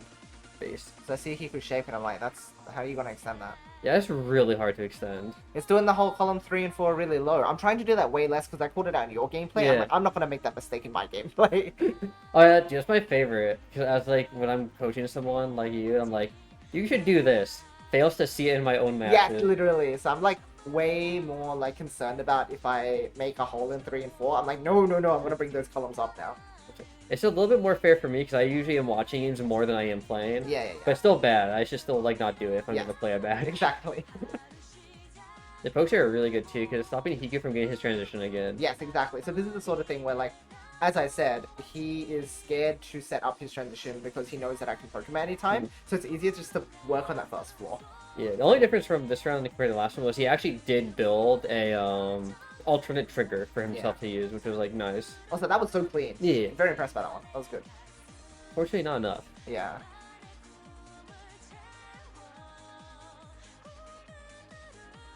What names will be very interesting. Mm. I always wonder how many of the other players are just sitting down and reviewing. I feel like the players who review tend to have advantage in these tournaments. Totally.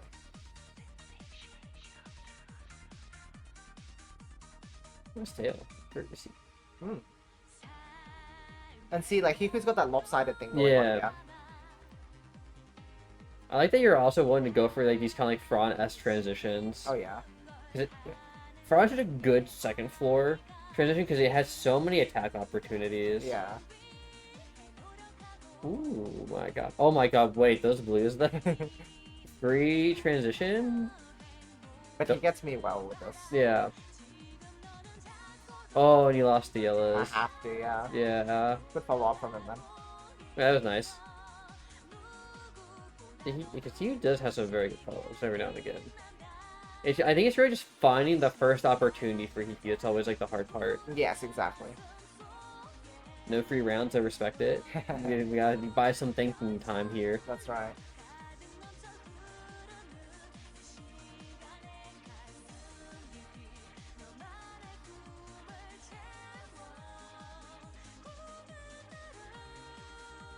Okay. I do find it funny that if he even sees like a potential outplay star, he doesn't even go for it. He just like continues his main chain. Exactly. He doesn't care. Which all he doesn't like about it, I think it's probably really good, honestly. Yeah. I think he's one of the players I would put in the camp of like, if you all clear fish, like he will punish it because he knows how to. Yeah, because he just like has his main chain so ready. Yep. Whereas other people, if they think there's an all clear coming up, they sometimes like ruin their chain shape for it. Yeah, it just like feels really bad. Okay. Ooh. It just feels bad. I agree. I mean, it showed up now. I got him. It's still like really strong extension, like Yep. even with the green drought. Yep. Oh, but then the red's okay. I know, because I had to fish for the greens for ages. Yeah, that's unfortunate. I would have won. Okay, and then this is where you said things start sliding Yeah. away. To be honest, even that round I would have won if it went for the green situation, I think. Yeah. So, like, it's pretty good.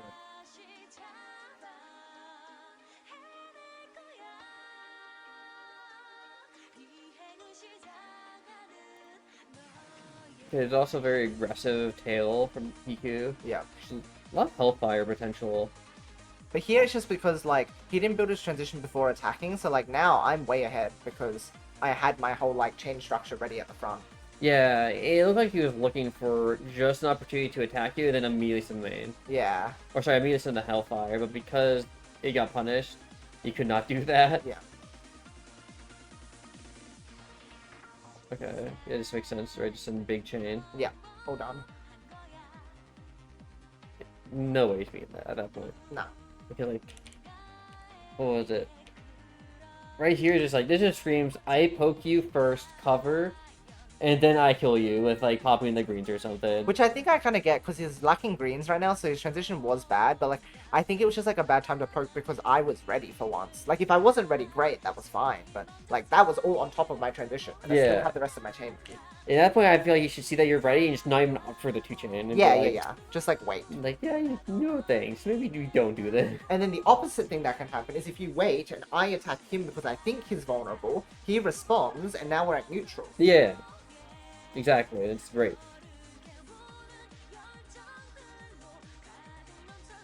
Pretty I'm high. fishing, I'm fishing, I'm fishing.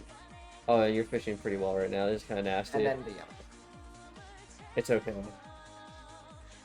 Actually, it might not be okay. Actually, no, it doesn't. Oh, no, the red. Okay. That makes sense. Okay. He's kind of insane, whether he almost gets it though. Yeah.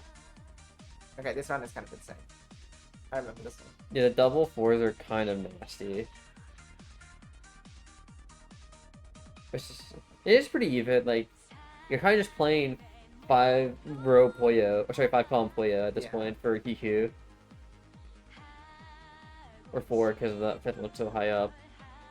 But it's just so hard when you have like 2 columns down to your opponent. Yeah. At that point, you're kind of just gonna get poked. Okay. All the yells don't work. Oh, and it gets blocked off. Yeah. That's so sad.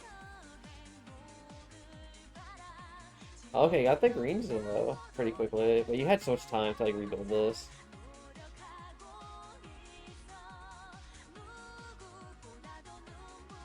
Yeah, I blocked him successfully. Yeah, and this kind of goes back to what was it? I think we talked about this before, like why you need to have that one Puyo in column 3, because this is like a good counter. Right, this isn't necessarily bad, but the issue is if you don't have one Puyo right here that can transition, you lose all this space. Yeah.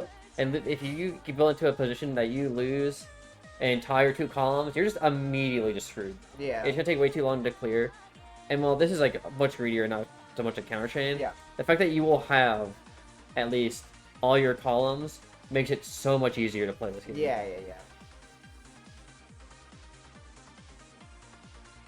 And you get the nice part of at least being able to attack again, so you're negating like this as well. Yeah. Yeah, the time advantage by getting like doing a big 2 chain is pretty good. Mm. And your space just feels easier to use. Like, yeah, Hiku technically has 4 full columns, but you're gonna clear out so much space over time. Yeah. And it just becomes survival, because like Hiku's never clearing out like his other 2 sides, right? Yeah. And at that point, it kind of just is understanding that even if you're air quote behind in the moment, you're actually not behind in the long term. Yeah, I think a lot of people would assume that because I got buried by so much garbage, I am behind. Mm. But actually, the columns are worse. Yeah, like, it really just is a time diff plus, like, space diff. Because, like, he only just now gets to it. And Yeah. because you had been able to build flat and everything else, you're trying to clear the entire time. Yeah. And so that's why, like, I liked Hiku's counter build, but only works if you do stuff early. Yeah. Like, as soon as you get to late game, you're kind of in trouble. Yeah. So that round makes sense to why, like, you ran away with that one. So now I'm curious for, like, the rest of it. Okay, kind of awkward in that conflict. Oh, he's kind of hesitant for a second. I think he's trying to take initiative with the attacks. Yeah. But hey, Oh, that's a lot to spend. I guess he didn't mean to do that. But even if he didn't, though, I have like a big 6 into the big 7 rather. Yeah, and at least his tail did like reform. Like it wasn't like Yeah. unbuildable on.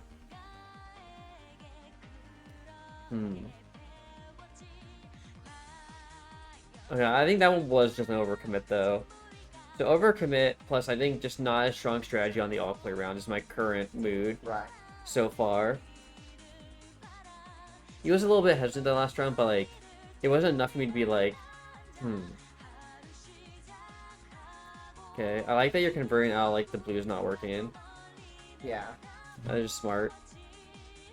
But I think you're technically like in a worse spot just because it is so much harder for you to activate your chain compared to Hiku's. Yeah. So right now I feel like Hiku should be at advantage. Wherever's worsted when doing that attack. That's also so true, Riona. He just unfortunate. Okay, this makes sense. Okay, so he can't transition out to his full chain anymore. And yeah, it's just so hard to recover once again. Can I get there? This It's a lopsided build again. Yeah. He only gets 1 blue up there in time. He needs like still needs a blue red too. Yeah. So now he has to spend either another 2 reds to get the green red. Oh god, yeah, it's so much needed. So yeah, it's kind of one of those like it's just too one-sided on the side. That it's just way too hard to make work. Yeah, I think the issue with like when you have those caverns and stuff, it's so much harder to like add an extra link to what you have as defense. Yeah, and it kind of goes back to what we said before. Like, if you're gonna build these kind of riskier styles, you need a safe pop option. Yeah, exactly. And he started thinking about it with the purples, but then he just take it. And I feel like if you're gonna do that, this first split, sure, right? And this one, it's like I get not dropping, but unfortunately, you might be forced to a spot where you just have to pop the weaker too. Yeah. Because if this goes down, this is flat. And actually, if you put the purple here and then went for another purple, it's at least a 3. Or he puts something or other greens differently. I don't know. It's really hard to say because it's depending on the next piece on the queue. But like in hindsight, without the next piece, it's like you probably play for that 3 chain defense, unless like to tank the hit. Yeah. Yeah, I don't know. Maybe he thought he could take more than what was actually possible. First, I think it's more dangerous to fire your attack from your first floor on your tail, as it means to provoke your opponent. Usually, you play ready. Well, yeah, because you want to place your key if in case you need to do something complicated on your tail side. And then you're gonna move your key if your tail is stable for attacking and defending. I think in Hiku's case, I think he only wanted the 2 and not the 4. I don't think he meant to send so much on the round before this one. Yeah. But I agree overall. You probably shouldn't send so much of your first floor like that when your opponent has a ready chain. Yeah.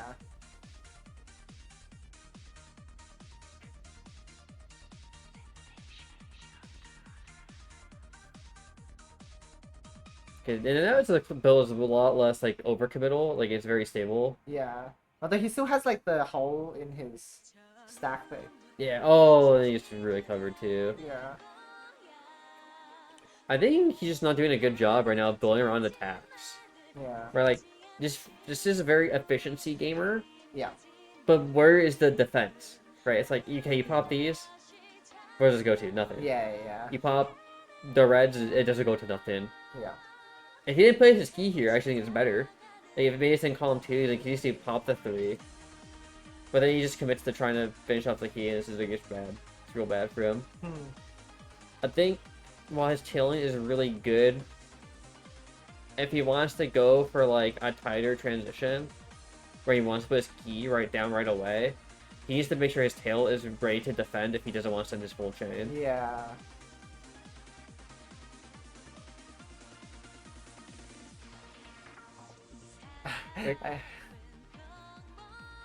Because like, that makes sense, right? It's like the idea is there, but I feel like now he's just not watching a little bit. I don't know if it'll be enough actually. Oh wow, the perfect neutralizes. Nice, but unfortunately not what he needs right now. And that's the thing, like, he just, he's either attacking way too early, or if he doesn't attack, he just chooses not to set up an attack at all, I guess. Yeah, Right? yeah, because, like, the thought process here, it makes sense, right? Hellfire do damage, we like damage. Yes. Dude, I come about this so much with Solon. I think I did that, like, months ago, too, where it was like, Do not use that part of the chain. stop using the transition. I gave so much shit to Zai. I think I got annoyed when you would do it, too, Yeah. and, like, other people else. I was like, stop. Because it's so bad, 'cause it's so hard to reset up this. And then you have to do tailing the entire time. And I guess that kind of makes sense, because when you're on the back foot, you want to use your tail because it's easier to put pieces there anyway. Yeah. So I guess his plan was never to rebuild the transition anyway. But it's so risky if you see your opponent just has a done chain. Yeah, pretty much. I don't like that decision from Hiku. And then it's like, it's just hard transition again. Yeah. You're probably just dead. Okay. I felt like first episode he played like fairly solid. He was a bit more pokey. And then this time it just felt like he was much more all in. Like it was just kind of It's either all in or no attack. Yeah. No defense, I guess. Yeah, all in or just like pure efficiency. Like it felt very old school Hiku. Yeah. Or like he's just gonna play to outchain you, but the issue is no one else was playing old school, they were just Yeah. ready. So I guess I imagine our later set will be he adapts better and he's actually doing those trades. So I'll have to see. Maybe he has someone pull him out. Alright, the thing like Hiku, wake the fuck up. Yeah, maybe. He played there? He did. I think all in is a very English player thing to do, Yeah. but not necessarily a good thing to do. Okay, avoid AOD. I don't know if I want to watch this one, honestly. I'm down to, but I'm also like, I feel like Void should just technically run away with this I set. think that's fine, yeah. We'll jump over. Yeah. Because we talked about what AOD was doing already in the Yeah. last set. I don't think there'll be much more here. Yeah, I'm gonna refill my water real quick. Okay. You can talk to chat. Yes. You can talk to Riona. Yes, we're talking to Riona. We get Riona content. Hello! Good morning. No, afternoon. I'm good at this, I swear. What's going on? Are you feeling chipper today?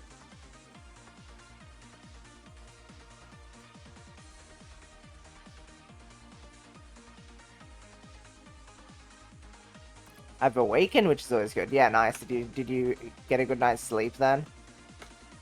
I hope so. I hope you're hydrating too. Yeah, I'm doing like the anti-Riley thing where I'm telling my chat to take care of themselves instead of like being rude to them. Is that weird? Is everyone in the chat feeling weird now? It's like, who is this guy? You did not? You only slept for 3 hours. Jeez. Jeez. What's the plan for today, though? Because of work? Yeah. No, I figured as much. Are you going to be able to have a lighter day, or are you also, like, up for work again? You gotta take care of yourself, friend. Or else. Analyze Puyo players. I like that plan. Nice. What are you gonna review? Are you gonna look at tournament sets? Have you got other things in mind? Tell me about it. Tell me a game plan.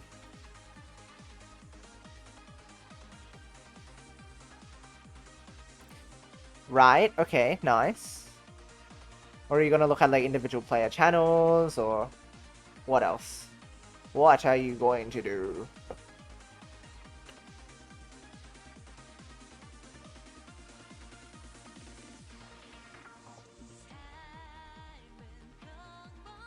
Because I think these tournament sets have been a really good source of knowledge. Like, to be honest, before, let me think. Even before like the Sega event last year, I knew about like the top level players, but I didn't have much player info for mid levels. So like the Sega tournament from last year, the global Puyo global match, I think it was called. That was nice because then I got to like actually watch some of the B League stuff, and you got to see like Tony and Kukri, and I was like, wow, I'm like really getting my eyes open to like these mid level players.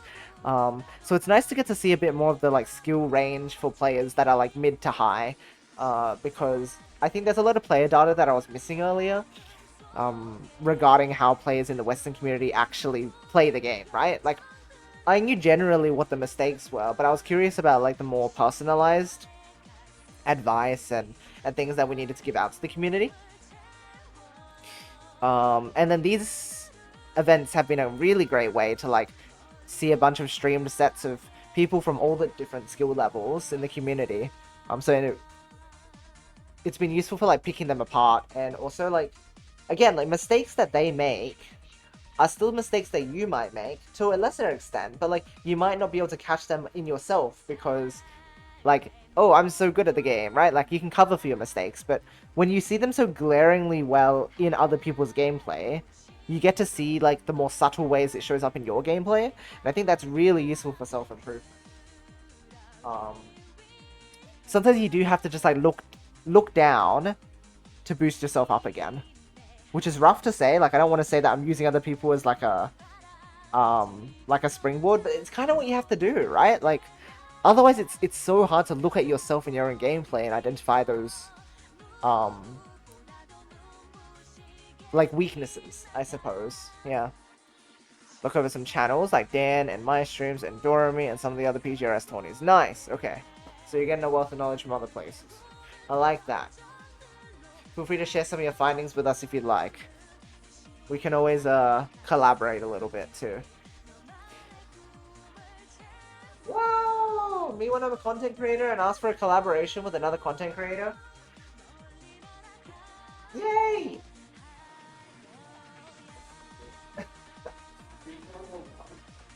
Oh, yeah, fair. Most people only look 2 up in skill. Yes, they do.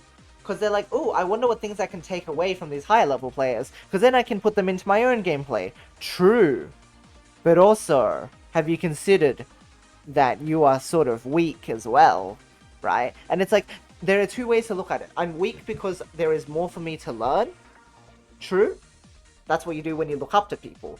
I am weak because there are problems in my gameplay. When you look up to higher level players, it doesn't really help you figure out what's wrong with your gameplay. It gives you alternative options. And sometimes some of those can be applied to your mistakes, because then you can fix your mistakes using those high level options.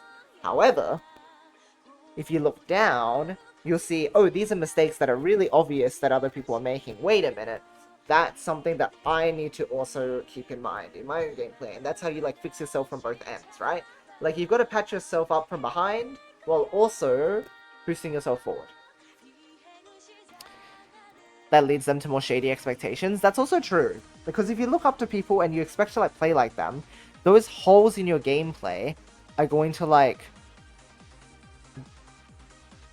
it's the whole weakest link thing, right? Like if you don't strengthen your weakest link, it's going to be a lot harder for you to reach the heights that other people reach. Like maybe you will peak at where they are, but your lows are going to be way lower because your foundation is a lot less strong. You take away good, but you got to be able to look for bad. Yes, exactly. Look for bad, you have to look around players your level. Exactly, your level or lower, because that's where it would like show up more often. And then you have interesting players like Tony, where you watch them, you're like, wait, this is kind of good. I think I will take this. Yeah, that's also true. Sometimes you end up getting like the high level feedback from someone who is lower level, but that's definitely the exception. Yeah. Generally, you want to look at the low level players because, like, they make more obvious versions of your mistakes. Yeah. It's always so interesting when we watch a low level player and we're like, wait, this is actually kind of good. And Yeah. you're like, I kind of want this for myself. And 100%. you just like take it like, this is I came up with this idea. Top player privilege strikes again. And I tried to do that to Tony, right? I stole Slug, I started playing it, and then people are like, Yeah. oh, Riley, you're so good at Slug, you maybe want to learn Slug. I'm Will like, is like, yeah. Sorry, I had to call him out for it, because it's like, he's using Slug now. yeah. It's like, oh, poor Tony. Yeah, I'm just gonna quickly, Yeah, I just want to skip through to just see what the set count looked like. yeah, sure. Okay, this isn't going exactly what I kind of thought, right? Okay, but, like, he sneaks one, boy just kind of wins. Okay, he snuck another one. Oh no, he's just actually playing kind of bad now. Oh wait, what the fuck? Close set? Oh, wait, yeah. I forgot it was so close. Yeah, that's so weird. Weird set. Yeah, well, we are so skip it. Maybe I'll go back and watch on my own time. Yeah. Okay, Void Hiku I do want to see, though. Cause I'm curious, you know, Void kind of in that, like, 1.5 tier for me. Hmm. Like, he's close to, like, up-level English, but he's not quite there. Hiku kind of in that same spot for me as well. Yeah. Like, he's just a step below, like, you, Villain. So I'm curious to see, like, how they play each other, because we saw that with Dan. Look at that transition from Hiku. I wonder what transition that is. Yeah, weird. He's stealing my tech! That I stole for Tony! It's so insane. I'm glad he's good. I think Slug is viable. Yeah. Maybe he was like, fine, like, you know, maybe I'll give what Riley's saying a chance. You know, I'll try his Void. You know what Guys, look, main chain battle. Whoa, that's crazy. Oh no. Oh no. And then Hiku never built Slug again. Is it like I think the issue is, like, Slug right side is great. It is a little unintuitive because it just feels weird. Yeah. It looks like a tailwind. Yeah. But the issue with Slug is, like, I just don't think you ever want, like, poses like this on your transition die, really. Yeah. It's just awkward. Enjoy your shower, Riona. Enjoy. Oh my god, Void to Riona. He got Sonic. Because I think Pillar Slug is great as, like, an alternative option if you need to get out fast, but I feel like Pillar on the first transition feels bad. If you set, like, an L shape and then Pillar, then it's a little bit better. But it's, like, a build prio thing for me. Very interesting that he even went for Slug, though. Not something I would have guessed, honestly. Yeah. Okay, poke. Okay, so he's poking again. That's good. Like, even though he took the damage, like, I think it's still better that he poked at all. Yeah. But Void also is playing really aggressively.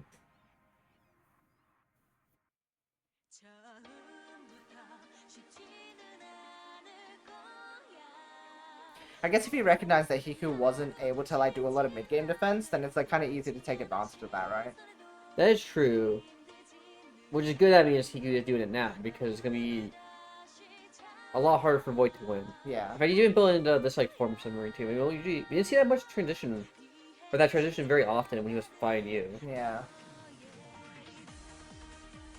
Okay. Good chain. So catching Void on the overcommit there, that was good. Yeah, because, like, this is kind of crazy with it. Like, this is, like, I think almost too small of a tank to commit 4 links. I feel like you want extra Puyos in that 4 to make it, like, at least 2 rocks for it to really be worth it. But even then, like using a first full like that is like only a move you want to make if like it's actually gonna hit. Also true. Damn, if only you could get green in that column 6. Yeah. Or another red, like, that could have been huge. Yeah. Look at all those yellows are wasted. Ooh. The sad yellow. Oh, that's so good for Void. He would have had it. Yeah. Okay, just survive one row. Oh, hey, nice. So nasty. Void's also gotten really good at these, like, all clear fishing early. I wonder if that's why he chose Sonic. To be fair, I think that is a style that could be Hiku, like pretty well, like That's fair. because Hiku's so focused on his first floor, like That's just feeling true. efficient, like all clear fishing early might be a good way to like just annoy him.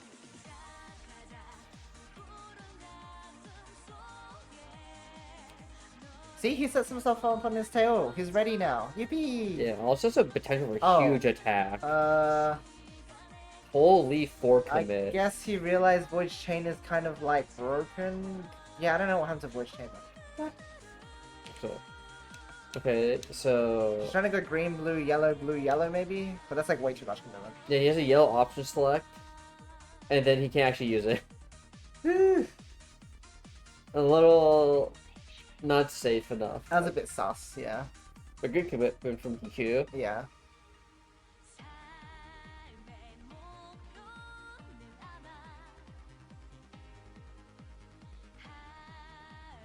I wonder if there's forms like Hiku feels like just aren't safe versus certain players, and that's why we didn't see as much of that submarine transition versus you. Right. And how much was it like maybe the Q just didn't work out for it? Yeah, it's a bit hard to say. Okay, I like that he did not cover his into the 12th row because that would have been so annoying to clean out. I think Hiku's chaining is suffering from lopsidedness a lot right now. Dude, It's so hard to chain. do you think he's just trying way too hard to like build around attacks that just aren't coming? Could be. Yeah, because like this is okay, right? Enough. Like this is like technically, but I think right here's my issue. It's like when he's thinking about debating it there, it feels like he is building for an attack that is not coming. Yeah. And then clearing this is like maybe like I see the idea, but it's just so far behind at that point. Yeah. And then here is the stuff right here. Because now you're just all pillars. It's just going real wrong. And you can't get to the red Needs up a few there. reds, yeah. I feel like he expects Void to attack him right now, which is fair, right? Void usually attacks people.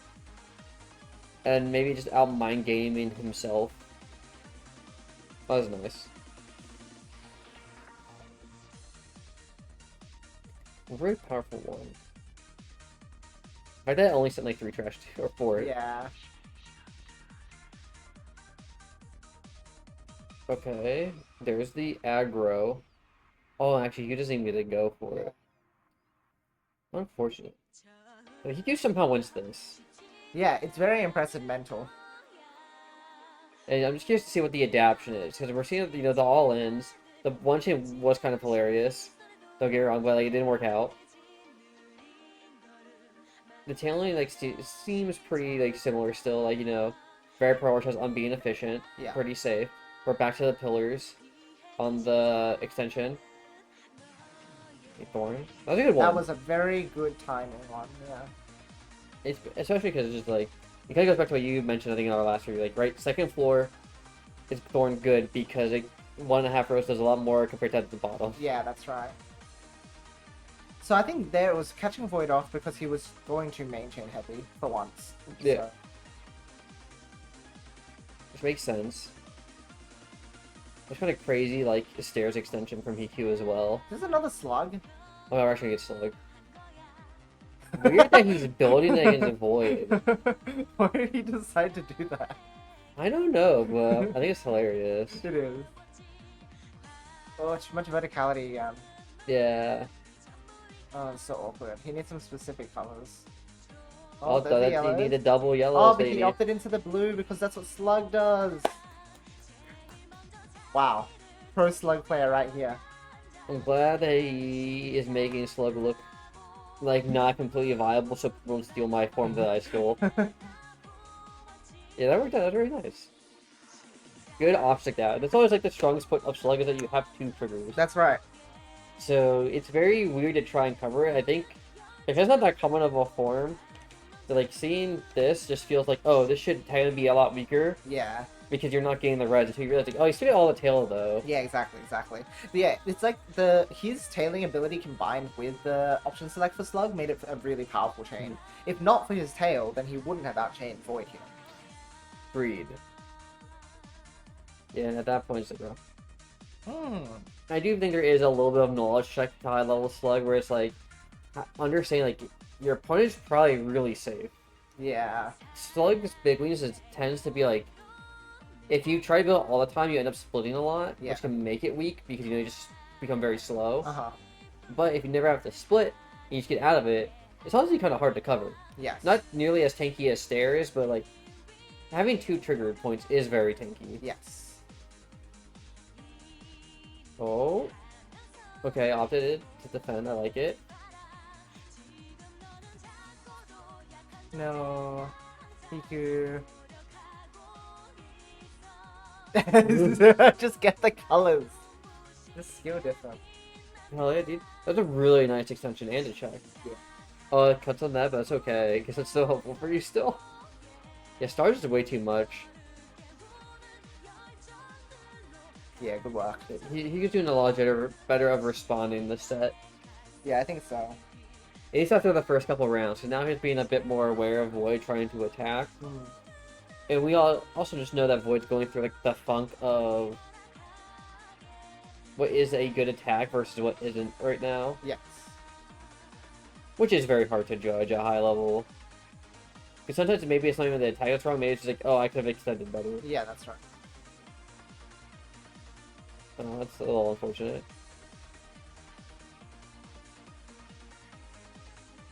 Okay, the test still works. Not bad. That's the worst.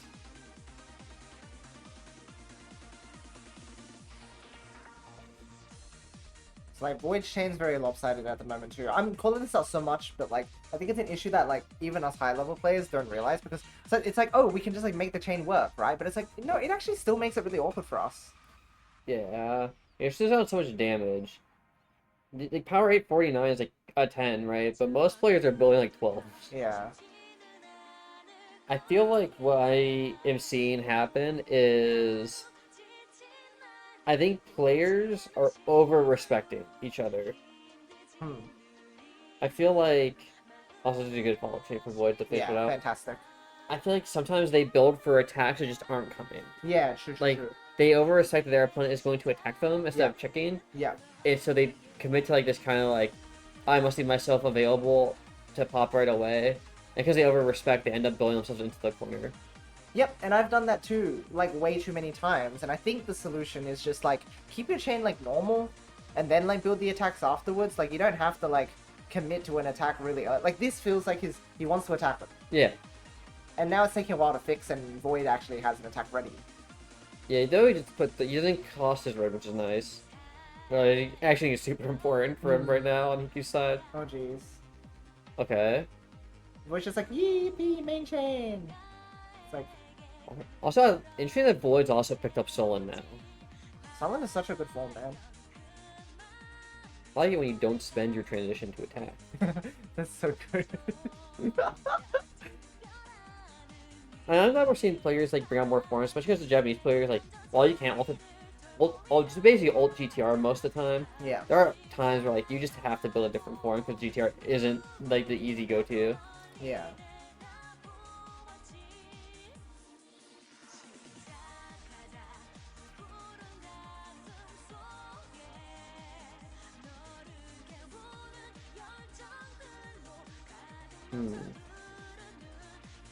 I feel like, because they're going back to like the topic of over-respecting attacks, I think there needs to be more of don't respect an attack until your opponent makes you respect them. Yeah, right.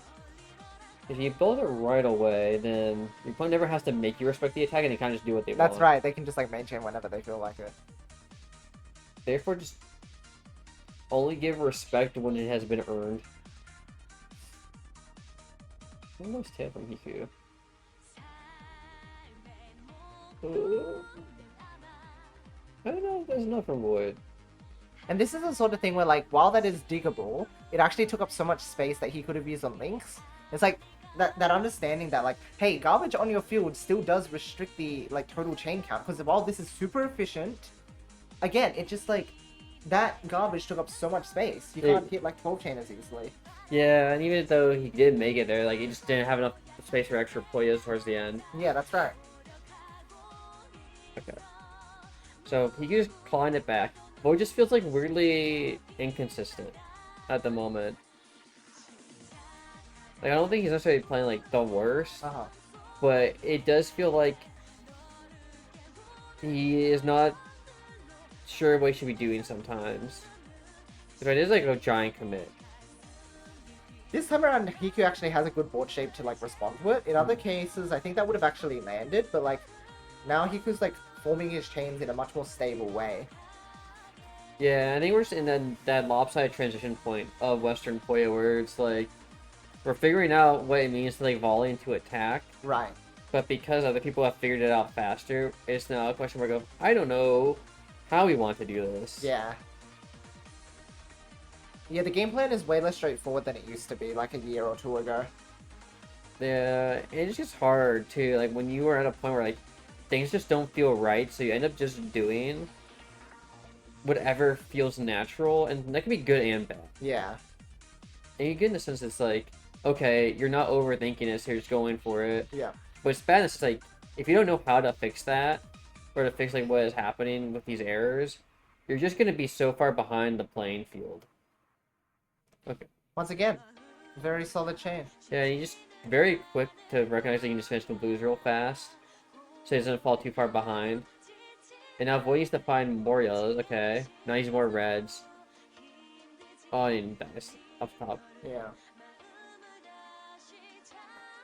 I hate double all clear chat's so funny. It's so funny.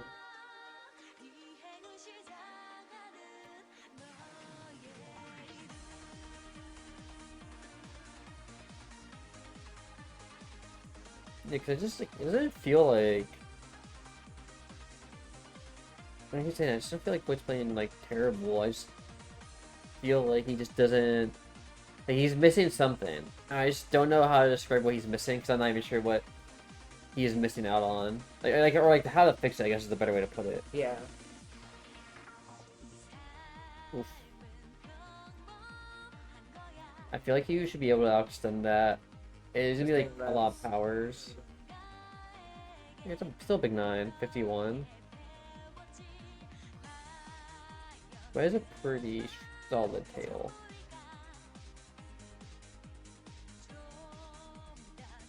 Barely makes it.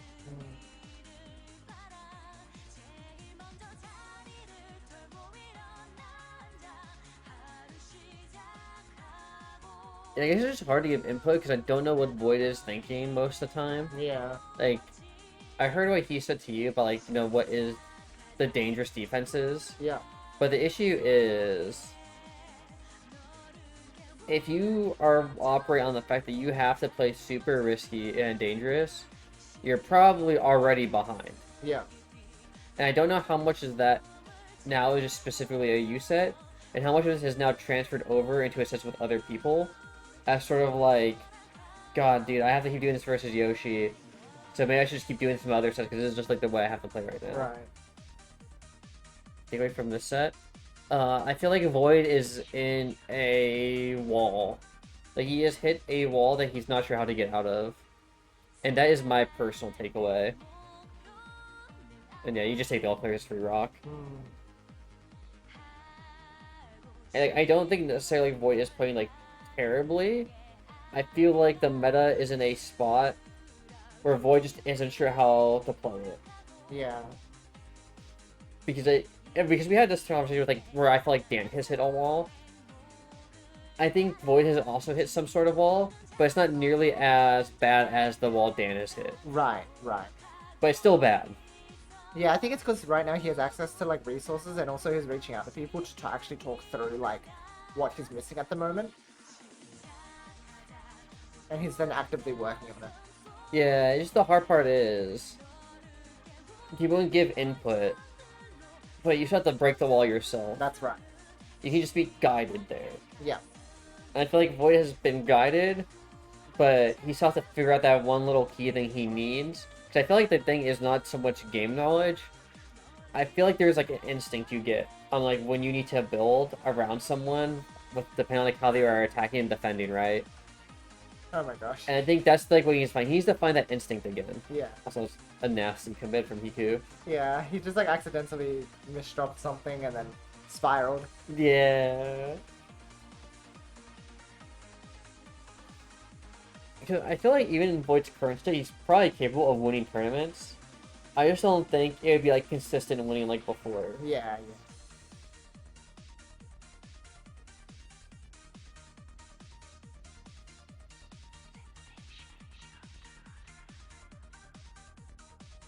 There he is, using the tail. Right, because he built a weaker transition, so he knew he needed to cover for it. And that's what you needed to see. Hey, Freshwater. I thought I want to see more of you. Like, this was so good, right? Like, the transition at the time, right? It doesn't look like you'll get the reds or the blues. Yeah. So you do what you need to do, which is build a defense on the tail Yeah. when your transition is risky. It feels like he's covering up a lot of the mistakes that he was making in the set against me. Like, maybe he actually just actively learned in tournament, or, I don't know, something activated. But... Yeah, or some sort of just, like, self-reflection that made him realize, oh, I should be doing this more. Yeah, exactly. Ooh, Void spent that green that he needs. I actually saw those reds. So if he doesn't use them on that flat 3, I think it'll still work out, but now it's just awkward. Yeah, and that was like another case of like he put himself in a spot where he had to attack. Yeah. Which like worked in this case because Hiku just like couldn't get there in time. But if Hiku had been slightly more prepared, I think Void would have just lost that. Yeah, I think Void would have gotten out. It's so weird.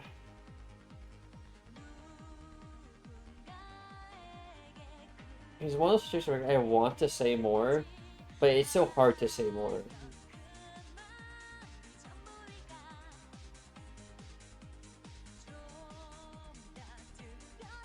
Because like he clearly has some concepts, right? Like the forward chain attacks have become like a bigger meta, and that was really good. Yeah. But it still came at the cost of like his transition now being harder to use. Yeah. Whereas I feel like other people's forward chain attacks usually don't cost their transition. The timing was right. It's just like how do you get the timing right, but also the positioning right? It just depends on your opponent's state. Yeah, which at least in that case, it was both right. Yeah. A lot of blues.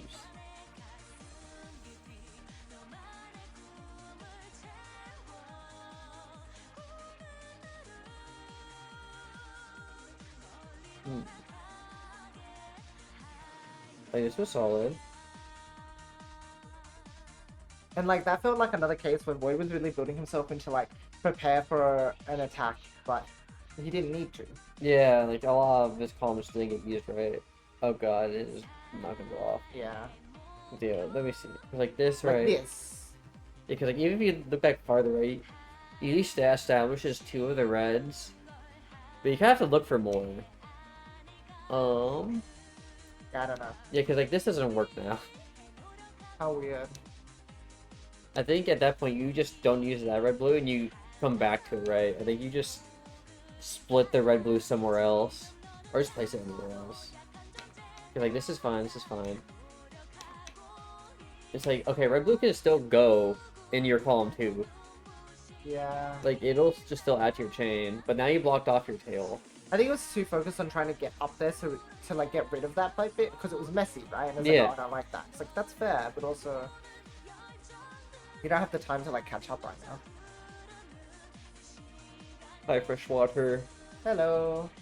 Yeah, then at this point it's like it's just a little slot building, honestly. It's like if you get to it, great, but it doesn't seem like you're gonna get to it. Yeah. Is this his losers finals? Yep. So if you got this, which is pretty solid.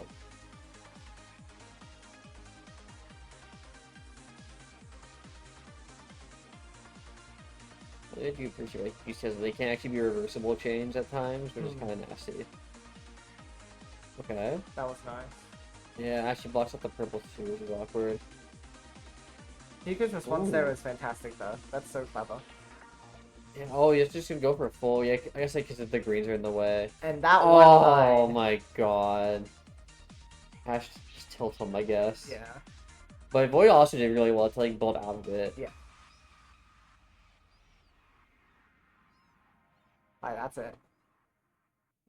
But it kind of goes back to like why I feel like it's so hard to like be like, Void, this is what's going wrong because, right? He built out of that so cleanly. He also has built a nice follow up here. Yeah. But clearly something is going wrong because he is dropping rounds. Yeah. I think that's why like it's just a mental game for him right now. Because it is a hard one. Like I don't think he's necessarily done like anything that people would consider like, oh, this was just bad gameplay. And yeah, that's the hard thing at high level. Like, it looks like you're making so many good decisions and still losing rounds, and it's like, it's because your weaknesses become more subtle. Yeah. And when you can't identify your own weaknesses, when it's really hard. Mm. That was a good set though. Like Yeah. I think Kiku did a very good job of adapting to come back. Very good. This is, I think, the last time the grand finals. Sure is. Yeah, I think it's just one, right? There's no reset from the Yeah, because I had places to be. Oh. Oh my god, Arl. Yeah, I randomed into it. Alright, so adaptations I think he needed to make this set is be more willing to build defenses, which he showed versus Void. Yeah. And I think he needs to carry that over here. I think he can't over-respect you. Right, he can't like just be like, okay, I just can't build enough on the defense, so I just won't fight Yoshi. Yeah, Okay, see, and then it's like, okay, the form that he wasn't doing before has just come back immediately. yeah. Okay, so I guess it was just a Q thing. Maybe Q, maybe honestly he could have been a bit hesitant, right? Yeah. Okay, small Q poke, but at least it's a poke. You get a big amount of resources out of use. Ooh, that's unfortunate. That did not even trade back a rock. Yeah. Okay, yeah, that's just rough. So idea is there, just not executed very well. Yeah, that's right, because I had a massive defense available. Yeah, the fact that your tail was also immediately able to be cleaned up too is so nice. Yeah.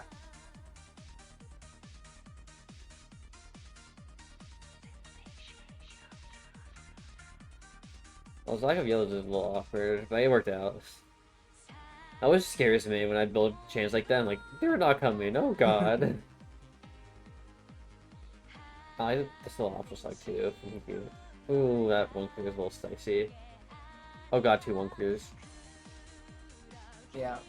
Huge is also a lot of 1-clears, similar to like Elio and AOD, but they're much later. Yeah, which is good, because at least then, like, it's easier to replenish those resources. Yeah, like 1-clears when you're this high up is a little bit more reasonable. Yeah. Other than, yeah, he covered his defense. Because if the purples had placed right, Yeah, I'm not sure what that was about. Like, you clear this. that's fine. And it's like, oh, you can respond, but then... That feels like a misdrop, maybe. Maybe. Because like, this is like... I just want to stuff full chain. But at that point, you just pillar 1, right? Yeah. Then red-green here. It sucks to, like, lose purples here, but, like, at least you're not dead. Because it wasn't that big of a 3. I don't know, that was weird. Yeah, because you should have been fine. I'm not sure what happened. Pressure makes us do weird things and miss easy defenses sometimes. Yeah. Okay, 2 rounds up already to start, which is kind of rough for Hiku. Let's see if he plays the all clear any differently now, or if it's going to be more of the same. Okay.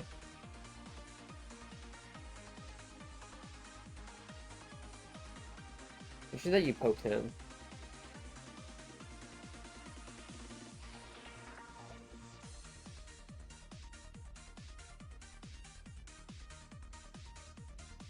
These are covered, makes sense.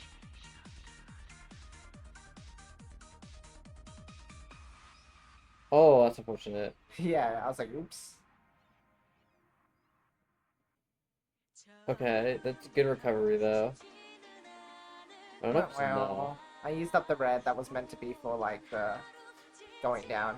Yeah, because what, this would have killed him if I think if he didn't misdrop. 2, 3, 5. Oh, okay. Weird theory. Okay, for all clear starts like this. Uh-huh. So, if you commit to this and it shows no willingness to like transition out in his gameplay to like build into like these other 2 columns, Uh-huh. I think it actually might just be worth just like let him build up and then like Okay. wait for him to like not be able to build any more resources. Interesting. Right, because if he's only ever going to use these spaces mainly, Yeah. and then like this one occasionally, and you're going to be wanting to use your board more flat, it kind of goes back to the other all clear round. Okay, that's interesting. Yeah, where like my main chain would just be longer. Yeah, because like it's really hard to transition this form Yes. because everything actually needs to be on this side, Uh-huh. but he can't do that because all clear start, so he needs to have a transition over here. So unless that transition is ready up here, and let's say I'm gonna pick green, like it's like double green here, Yeah. double green here. He has no easy way to transition over here. Yeah, yeah, true. So it might honestly be worth, depending on like if he doesn't set it up, to just let him do it, and then be like, okay, technically I have lost some space, but I will have more overall in the long term. That's true. Huh. Because it doesn't feel intuitive to do that, right? Like, No, yeah. but it kind of it makes sense in the like idea of like right, like he's using none of this. He's only using over here. Yes. True. So he's gonna cap out at that 6 chain. Okay. So there's just some theory. I don't know if that's like entirely viable strat. I don't think many people actually do the whole like have a link that goes back in. So I Yeah. should try that against a lot of players like at this level. Yeah, See like if it works. it's just like some theory crafting in practice. So like I'm like, 'Cause I'm thinking about that now. Like in theory, right, it sounds good, Yeah. but in practice is obviously where it's important. Yeah. Okay.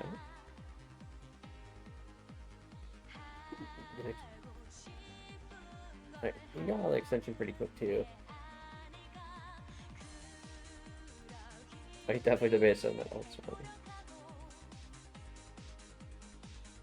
And then I accidentally the piece, and that's really hard to extend because of it. Yeah. It's like, oh, Oh that was no. so bad. Yeah. I needed to put it like horizontal, Mhm. but anyway, that's just like a misdrop. Yeah. So 2 rounds from misdrops from you, and then 2 rounds where you play really cool. So far it does feel like TQ has played. I think the all clear round he played well. Right? He did Yeah. good to respond. But honestly, like dropping 2 rounds to misdrop is like, let's think about this a little bit.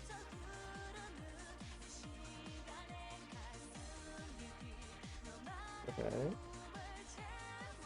Good raise, good attack state too. He actually had a really good one, good defense rather. Yeah, it's a strong 4. Yeah, good stuff. These nice prizes, it's not that hard to dig out your chain. And you reclaim that space really fast. Yeah.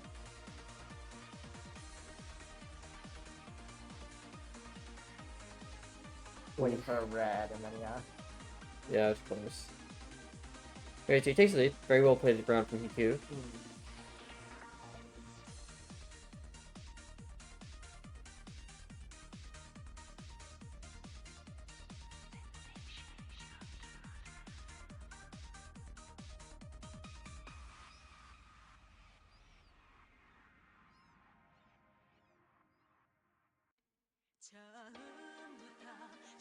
I think you both played around that cube pretty well. Yeah, he was definitely a lot more aggressive this set. Yeah. For sure. Definitely.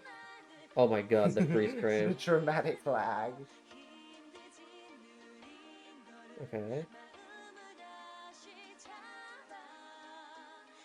I'll just give you a lot of time though Yeah. to extend. But then like I kind of trapped myself again with the whole like weird pillar in column 3. I keep doing that. Yeah.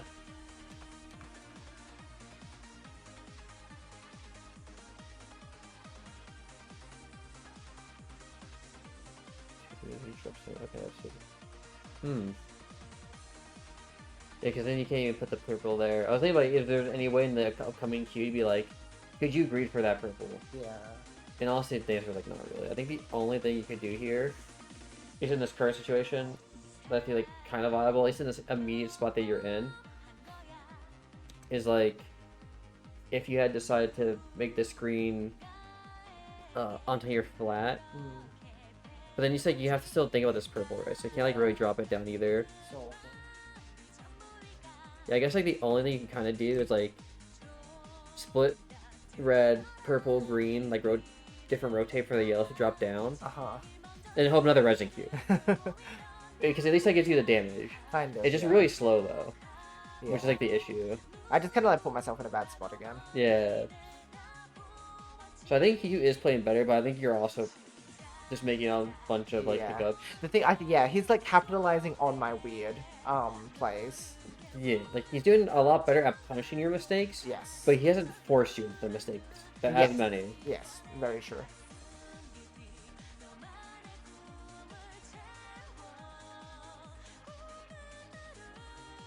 But he might argue that. He might be like, "That's bullshit. I put him in there." Okay.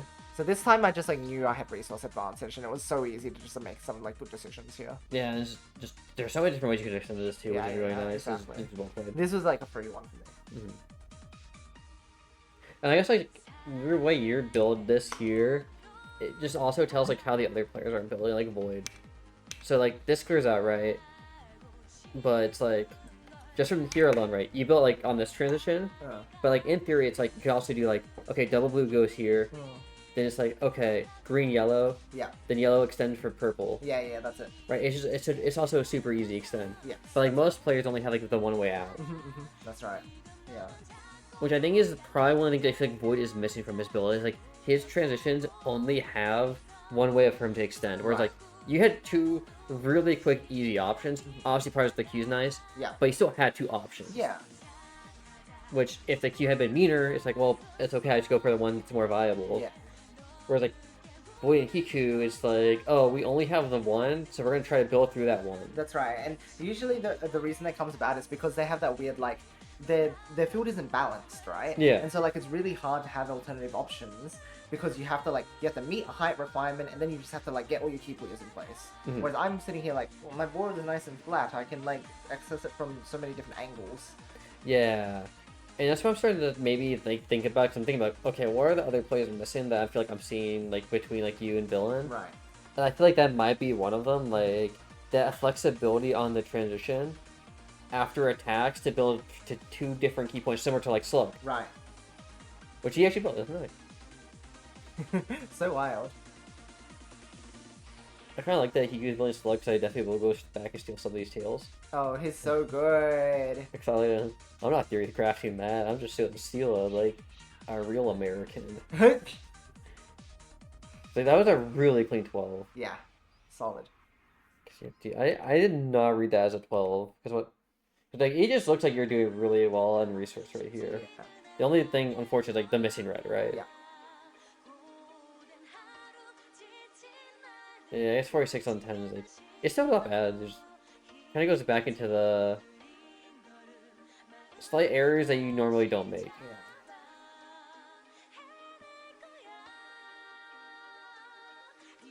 Yeah, that was meant to be a 7 chain, so I think I would have sent back if it worked. Yeah. It definitely is interesting because I don't think we see that much slug from Hiku. No, it just came out during this tournament. I don't know why. It was so random. Yeah, I wonder why. I wonder if it's like he just felt good in the moment, or if he has like a legitimate like reason for if he like sees something with the form, it's like okay, I should be building this. Yeah, I'm not sure. Because I think if you can't keep up with like someone else's attacks, which is also a good immediate response from Hiku, I think having two different ways to pop your chain is a next reasonable thing to do. Okay, this is the most insane fix ever. That's gross as fuck. That was actually nasty. No. I was like in disbelief that I saw that in the mirror. Because if you go back, you're like, oh, here's G-Shells. Like, that is Yeah, never right, this looks like ash. That's This looks never like, going to work. And then I was like, wait, blue, green, blue, yellow, red. I was like, whoa, yeah. this is so crazy. There's just some things that you can just do because the adrenaline is pumping you. You're not even like thinking about it. Exactly. And you just do it. And it's like one of those moments.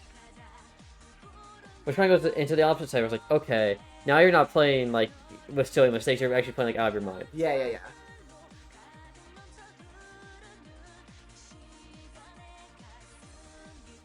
Yeah, I've got to upload that clip. But that was pretty nasty. That was just It's so good. because honestly, it didn't look like you should just have that round. And I Yeah, was like, yeah. without that, your channel was like, oh, this is just a Hiku round. Okay, we're going next.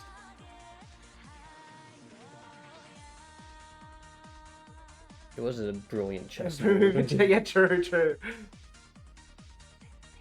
Holy shit! I thought you might use the greens for your Oopsies. trigger. I blocked it. I blocked the column 5. Yeah. Oopsies. I'm a little surprised you didn't use the yellow greens here just to like stabilize this, even just like one of them. No? Wait, how... Oh, I see what you mean. Right, because like green to yellow to red. Right. Like at least like one, like two, one like over here like makes sense. Oh, I think it's because I was going for the left side, like blue, green, yellow commit, but then I saw that he was attacking me, Yeah. and then, like I freaked out. Okay, that makes sense. Yeah, yeah.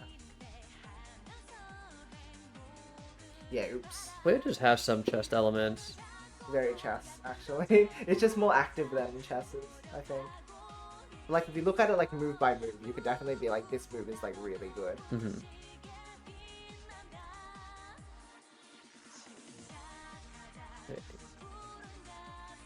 It definitely, I would agree Hiku is playing better right now. Yeah. Just not that much better. But definitely better. Like, this is really good. It is good. Yeah. His board shape is a lot better. Which Agree. allows him to, like, get out these attacks a lot more consistently. I agree. It's also forcing you to like not just be able to do what you want. Yeah, true. Because now you're kind of building transitions that only have like the one way to transition out. Yeah. Which means if you don't get those pieces, you're just dead. Yeah, he's more threatening. Which is really good because he needed that.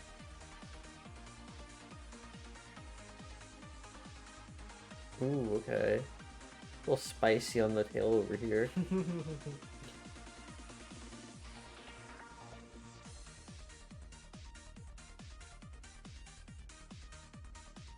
It's pretty reasonable. Because definitely not gonna do enough damage to like stop anything.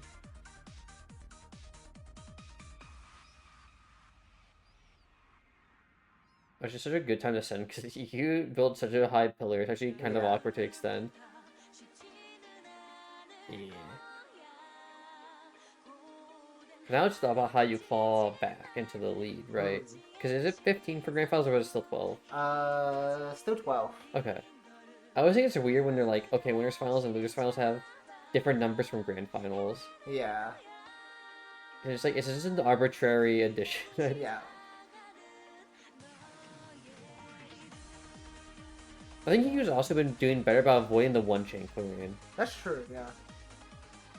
Oh my god. Yep, I did not expect him to, like, send that much stuff. I was like, whoa, Hiku. Yeah, that is not a usual Hiku commit. Yeah, right? Look at that. But it keeps everything intact. Yeah. Like, he's doing a really good job of that. It's really clean. It's trying to unfortunately only says 2 rows, but like that was surprisingly high damage. And he's a good counter. You just have no reds. I don't know why he didn't put the red there. I think he legit just forgot. Maybe. Yeah, he could have been so focused on the tail that he, like, just forgot about it. I'm not Yeah, he's like double red here. It's like, okay, you got 2 chances. sure. It's so weird. I think he was probably thinking like, oh, I don't want to send from this. I want to send with the blue, right? Because it's red purple. So I think he read this right here. Like, oh, I can't do that. Unless he was cycling to the blue-red, Yeah. and then he just didn't have time. I'm not sure. It was weird. I think he wanted to actually not pop this and wanted to like move this over one. So it splits right here. Right. You tank it, and then you get the blues Yeah, up exactly. here. Yeah. I don't know. And then I think he just messed up. And I think that's really what he's doing. He's like, oh, oops. Oops. Because he can split that piece because he only needs to set off the next one anyway. Yeah. Greed? No. You know, it's just wrong. Yeah, it's just wrong. I think he just literally misplayed on his placement, Yeah. which is honestly really funny because he clearly recognized it, which is why he was spinning right there. Yeah.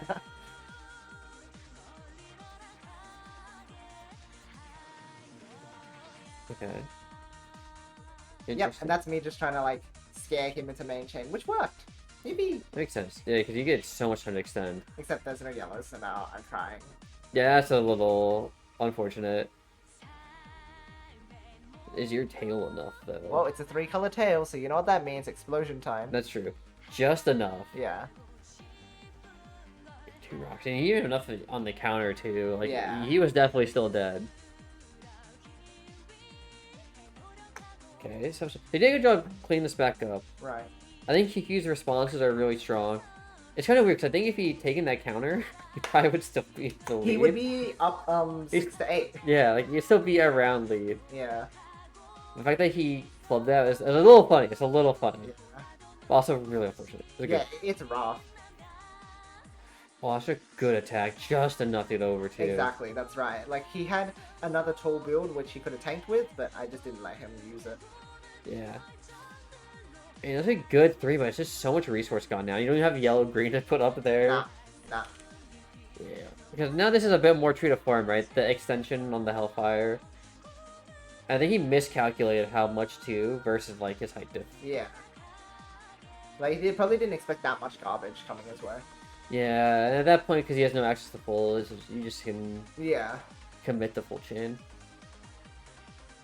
Okay, now, so now you're back in the league. Yeah. Which is good. This is great. Not great for you.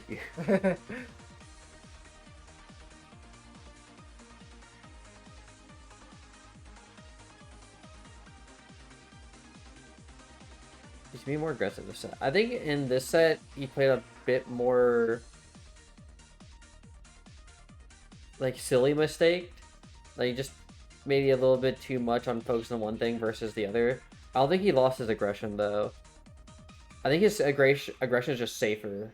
Now that he realizes Hiku is responding to it. Yeah, I think that's the main difference here. Like Hiku is now trying to fight Yoshi, which is the correct play.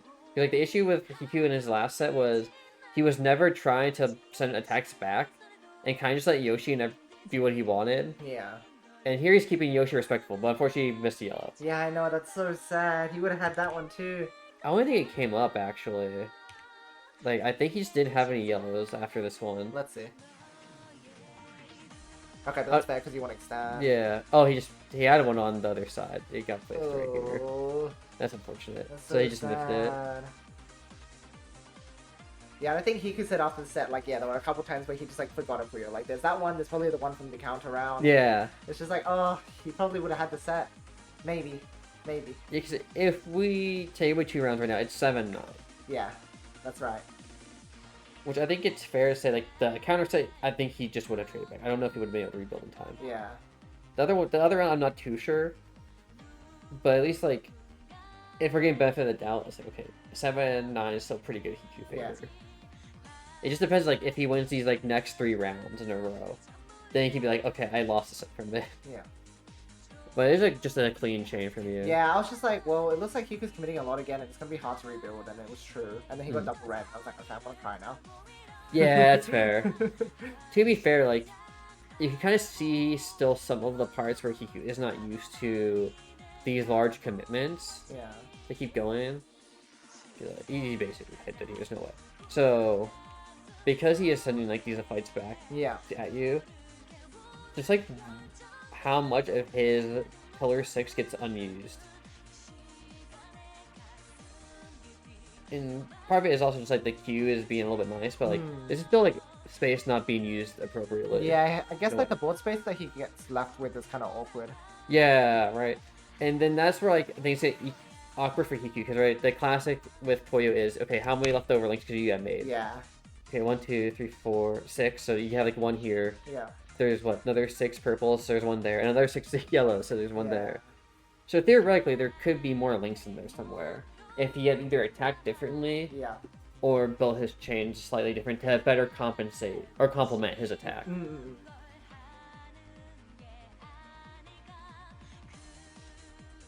Oh, what a weird form from Hiku now. It's, okay, it's wrong. I was like, what is he going for? I think the hesitation is a little dangerous, because it does put him technically a little bit behind. But he's still. And this is just me being like, oh, I can just, like, poke him a little bit now. And he keeps main chaining, so I should just keep winning now. Which is fair. And then... I don't know, I don't see a green for a while, so... But then I cut some stuff because I back out of that. Yeah, it's just unfortunate. And at least the yellows will link pretty hard on the end. But yeah. No green. No. I just want to see something here, because there's like a point where like I changed long enough where you can technically clear stuff and not feel terrible. I think... Here, let's see. I think you could maybe have just gone double red up here. Uh-huh. But then like what? then you're kind of just like trying to clear out the yellow. But then you don't lose the reds over here. And I think the nice part is that the reds will add later. But I just don't know if it's worth. I'm trying to think of the math in my head, like trying to see like where the rest of this goes. Right. Because yeah, you can't do that. It's so awkward. I was hoping I'd see a green right now, because then I can go Yeah. yellow, red, green, yellow, but it didn't count. Yeah, it's kind of rough. And then it did. I was like... Yeah, then this is unfortunate too much on You the kind of side have to stuff. gamble for it, because there's no... Like, I need to extend. Yeah, like you have to. Like your chain was still weaker. Yeah. It just like was like hard. Like, could we have like gone anywhere much different? And it didn't feel like it after like the look, because I'm like, you're still kind of still in a corner here. Yeah, there's probably a way I could have built that I didn't end up in a corner, but that's just like... It's really hard to see in that moment. Yeah, exactly. You already had one insane pick, so we know it's possible That's for you true. to do it.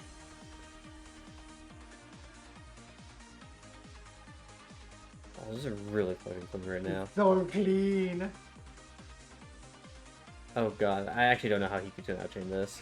I'll even poke him too. Yeah, that's right. It's like when you're up there, you just like have so much advantage and you feel it. You're just like, oh, I'm just gonna win this round. Yeah, then Hiku just had the lopsided bill actually on the clear, which is really unfortunate. He gets that, but like he got no extending for that. Yeah. Like this is 12. Oh god, yeah, because even this like you're doing all of this and like Hiku, wow, holy crap! I was so focused on how clean that was, I didn't even realize just how lopsided this got so fast. Okay, like this makes sense, like he's trying to fix it, but yeah, this is just unfortunate. Yeah. I think you actually might have to consider splitting the red here, just so this drops. Right? But then you can't tail anymore. Yeah, but at least you can extend. Maybe. Because this is also just not great. Because now you can't tell anyways, because it's blocked. Yeah, that's true, I suppose.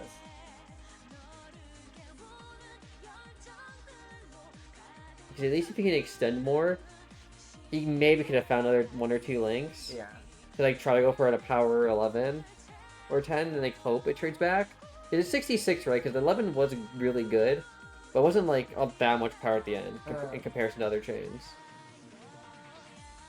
But I think it's just been really hard. Yeah, but I think really hard is better than no option at all. That's true. But you definitely did clean up a lot on this part now. There's a lot less silly mistakes. Yes, definitely. Like, I'm playing a lot stronger now. My chaining is, like, solid all around. Felt way more comfortable trying to, like, do things. Yeah, and at this point it's just so hard for Hiku. Oh, double purple almost there. Yeah, Damn. almost. But you take that for Hiku. Yeah, that's right. So, that's a good, like, sometimes you just have to go for it, and you got around. Yeah. And at this point, it's like, if you count in the other 2 rounds where he might have won, and one where he probably, it's technically like 9 to 11. Yeah. So he could have been on match point if he had played cleaner, or not made some accidental misdrops. Oh my god, what are you doing? I didn't realize he built a 4-chain. And then he gave me like a billion reds to punch. Yeah. It's like, you made a mistake. Okay. I can see like why he made that comment now, because if you end this set like 10 to 12, Yeah. and you're like, there's 2 rounds I probably should have won, I can see why you'd be like, I lost this. That's right. But also, that just means that you have to practice more, so you don't That's do that. right. But also, like, I guess I made mistakes too, so it's like, oh, I could have also won the set earlier, so... Exactly. Sort of like, our mistakes sort of balanced each other out. Like, he lost 2 weird rounds, I lost 2 weird rounds. I agree. That was really nice. That's true. Because I had my lopsided board. So Yeah. you attack it. And you just probably always have to take, like, I could have won this round with a grain of salt. Because there are probably rounds your opponent could have won. Yes, that's right. But I think it is interesting, like, to view it, because, it kind of helps give that insight to, like, what the player is thinking at that time. And I think it's at least better to think, like, I could have won this set, than be like, well, we both made mistakes, let's handshake. Exactly. I think you need a little bit of ego. Yes. That was a really clean 10. The dramatic. Oh, God. I honestly thought that it was going to disconnect there, and then we'd have to, like, redo this round when it was like... Yeah. Oh, damn, it really just go to 11. Okay. Yeah. That's rough. I can see why this would be like a tilter loss for Hiku. Yeah. But it's been a long time since he's won a tournament. Right, because like that was the last one GB. Let me think. Probably. Because like, he doesn't enter as much anymore, and the ones he does enter are usually the super majors. Yeah. Where he's not that's really right. favored to win in. No. Also, it's a nasty attack if we can get to it. The one chain to force him, and now I get to attack him. You know, you're just not doing that one chain because of bad RNG. Is That felt like just like a perfect game plan from my side. I felt Yeah. very proud of that. This was just nasty. This entire like sub, the fact that like it still works as your transition, you can just option select back into purple I green, want to. and just I'm make, like, I'm gonna force him to set that up. He's Yeah. gonna be too scared. which is fair because I mean it is a good 4 defense, but there was just way too much power on that field. That was actually so nasty. And then this ending is so like, oh, that's nasty. Yeah, because even if he gets down somehow to like trying it to his main chain, you're still dealing with rock. Yeah. That was a good set. Yeah. I think Hiku played better, like 90% of it, other than the two like forgot Puyos. I think so too. On the whole, he was playing a lot better. And I feel like first half of the set for you, you're playing at like a 70, and then you brought it back up to like that 90. Yeah. Yeah. Which is interesting because I mean, like Hiku can beat you if you're kind of slouching, Yeah. but it's still close. Mm. But if you're not slouching, it's really hard for Hiku to win that set. Yeah. Which makes sense given like our kind of like, this is also my personal opinion, like division of where players are. Mm-hmm. I still feel like my top 4 is you, Acliv, Villain, Rick. Yeah. Then my 1.5s are like Void, Hiku, Senred. Mm-hmm. I feel like Dane's in my 2. I want to say he's 1.5, but I also feel like he's the least consistent out of those 3. Because like, he's still top 8s, but I also feel like he's just losing to everyone who's like a tournament contender. Yes, that's true. It's tough for him. He flip-flops a lot. Yeah, I mean, which is fair. Like it's a lot of hard competition. I think it is a even harder competition than Advent League. Yeah. I think Advent League was a lot of like occasionally you Void Yeah. and like Dan would just randomly drop the P like Omega on OSW because Yeah. they would just kind of like cheese you out, Yeah. right? But like you would never like lose tournaments to them. No. Like they just like get on a random bracket run and then you Uh-huh. just like come back and win through losers. Yeah. Whereas like the PGRS is a lot more. If you get sent to losers early, 99% of the time no one's making a losers run. Yeah, that's right. That's right. It's really only been like people like you, Villain, or like a Cliv, right? Yeah. Who have like been able to get sent to losers early and then survive. Yeah. It's really hard for Dan, Hiku as well, and Void and a couple other players to like, once they're in losers, they're typically not making it that much farther. Yeah. Right? Because you know, Elio and AOD had to fight each other, and it's like there's so much hard competition that if you go down early, it's really hard to survive. Yeah, it helps that the mid-level players are now like more of a threat to us. Yeah. Because it's like, oh, if it gets into losers bracket, it's like it's kind of free to do a losers bracket run now. But like, sorry, back then. But Yeah. nowadays, it's like, oh, AOD could take me out. Like, that's scary, right? Yeah. Because like lower bracket runs back in the day Yeah. were like Omega gone OSW. Yeah. Ana was a lot weaker at the time. That's right. KZN was kind of like doing something, but like He was still weaker at that point. Yeah. Yeah. like he would like randomly like sneak into a grand finals, right? Yeah. So you say yeah, like those 4, Yeah.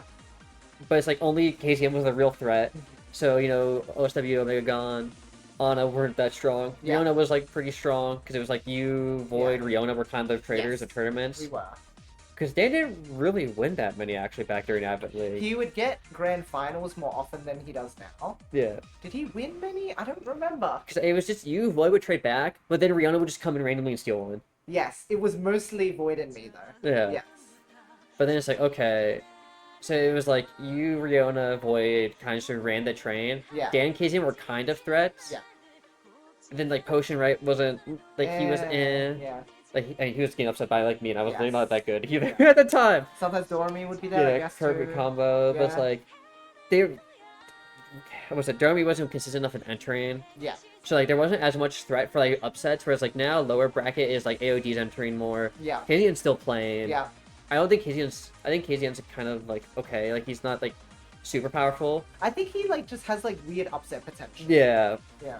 but it's like okay, AOD free mecha kind of. Yeah. Free mecha will like upset you if you're just playing like really badly, Yeah, but still she will still upset you though, right? Is the thing. Yes. It still counts. Yeah, you still have Ana, you have Elio, Yeah. who is Elio is I think is stronger than what he was a year ago. Yeah. But I think he just kind of like everyone else has got a lot better. But now you have like you know TJD is also down Yes, there. True. Ice Water's pretty solid. Senred if he enters. Senred stuff, enters, and it's like that's just like the upper half, right? Yeah, yeah, yeah. Where, like, exactly. 7 people in lowest bracket, and you still Yeah. have people like Neru who Yes. can like randomly just cheese out someone else. And I feel like I'm forgetting some names. I'm gonna just check the Ascension real quick for. Because I know like Cooper, right? Right. Is in there now. Cooper wasn't really entering too often. Zanyu Oh randomly yeah, that's right. appears. Zanyu can, yeah. So you have a lot more people who are randomly entering tournaments now that make the losers bracket really scary. That's right, yeah. 'Cause even Tofu randomly entered some stuff. Yep. And so then I feel like losers in general is just much harder. So, which is why I feel like there's only certain players who can make those deep kind of runs because the competition is just harder. Yep, for sure. Oh, but that was good. That was a good tournament. Good final set. Definitely. It took another like 2.5 hours to get through the VOD. No, golly gee. But it is now probably a time where people are going to be looking for sets. That's true. So it might be grind time, and we'll come back to like Free Mecha and other Yep. VODs like tomorrow. Sounds good. Alright, thanks for watching, Riona, Freshwater, and everyone else who was lurking. Catch you around. Bye-bye.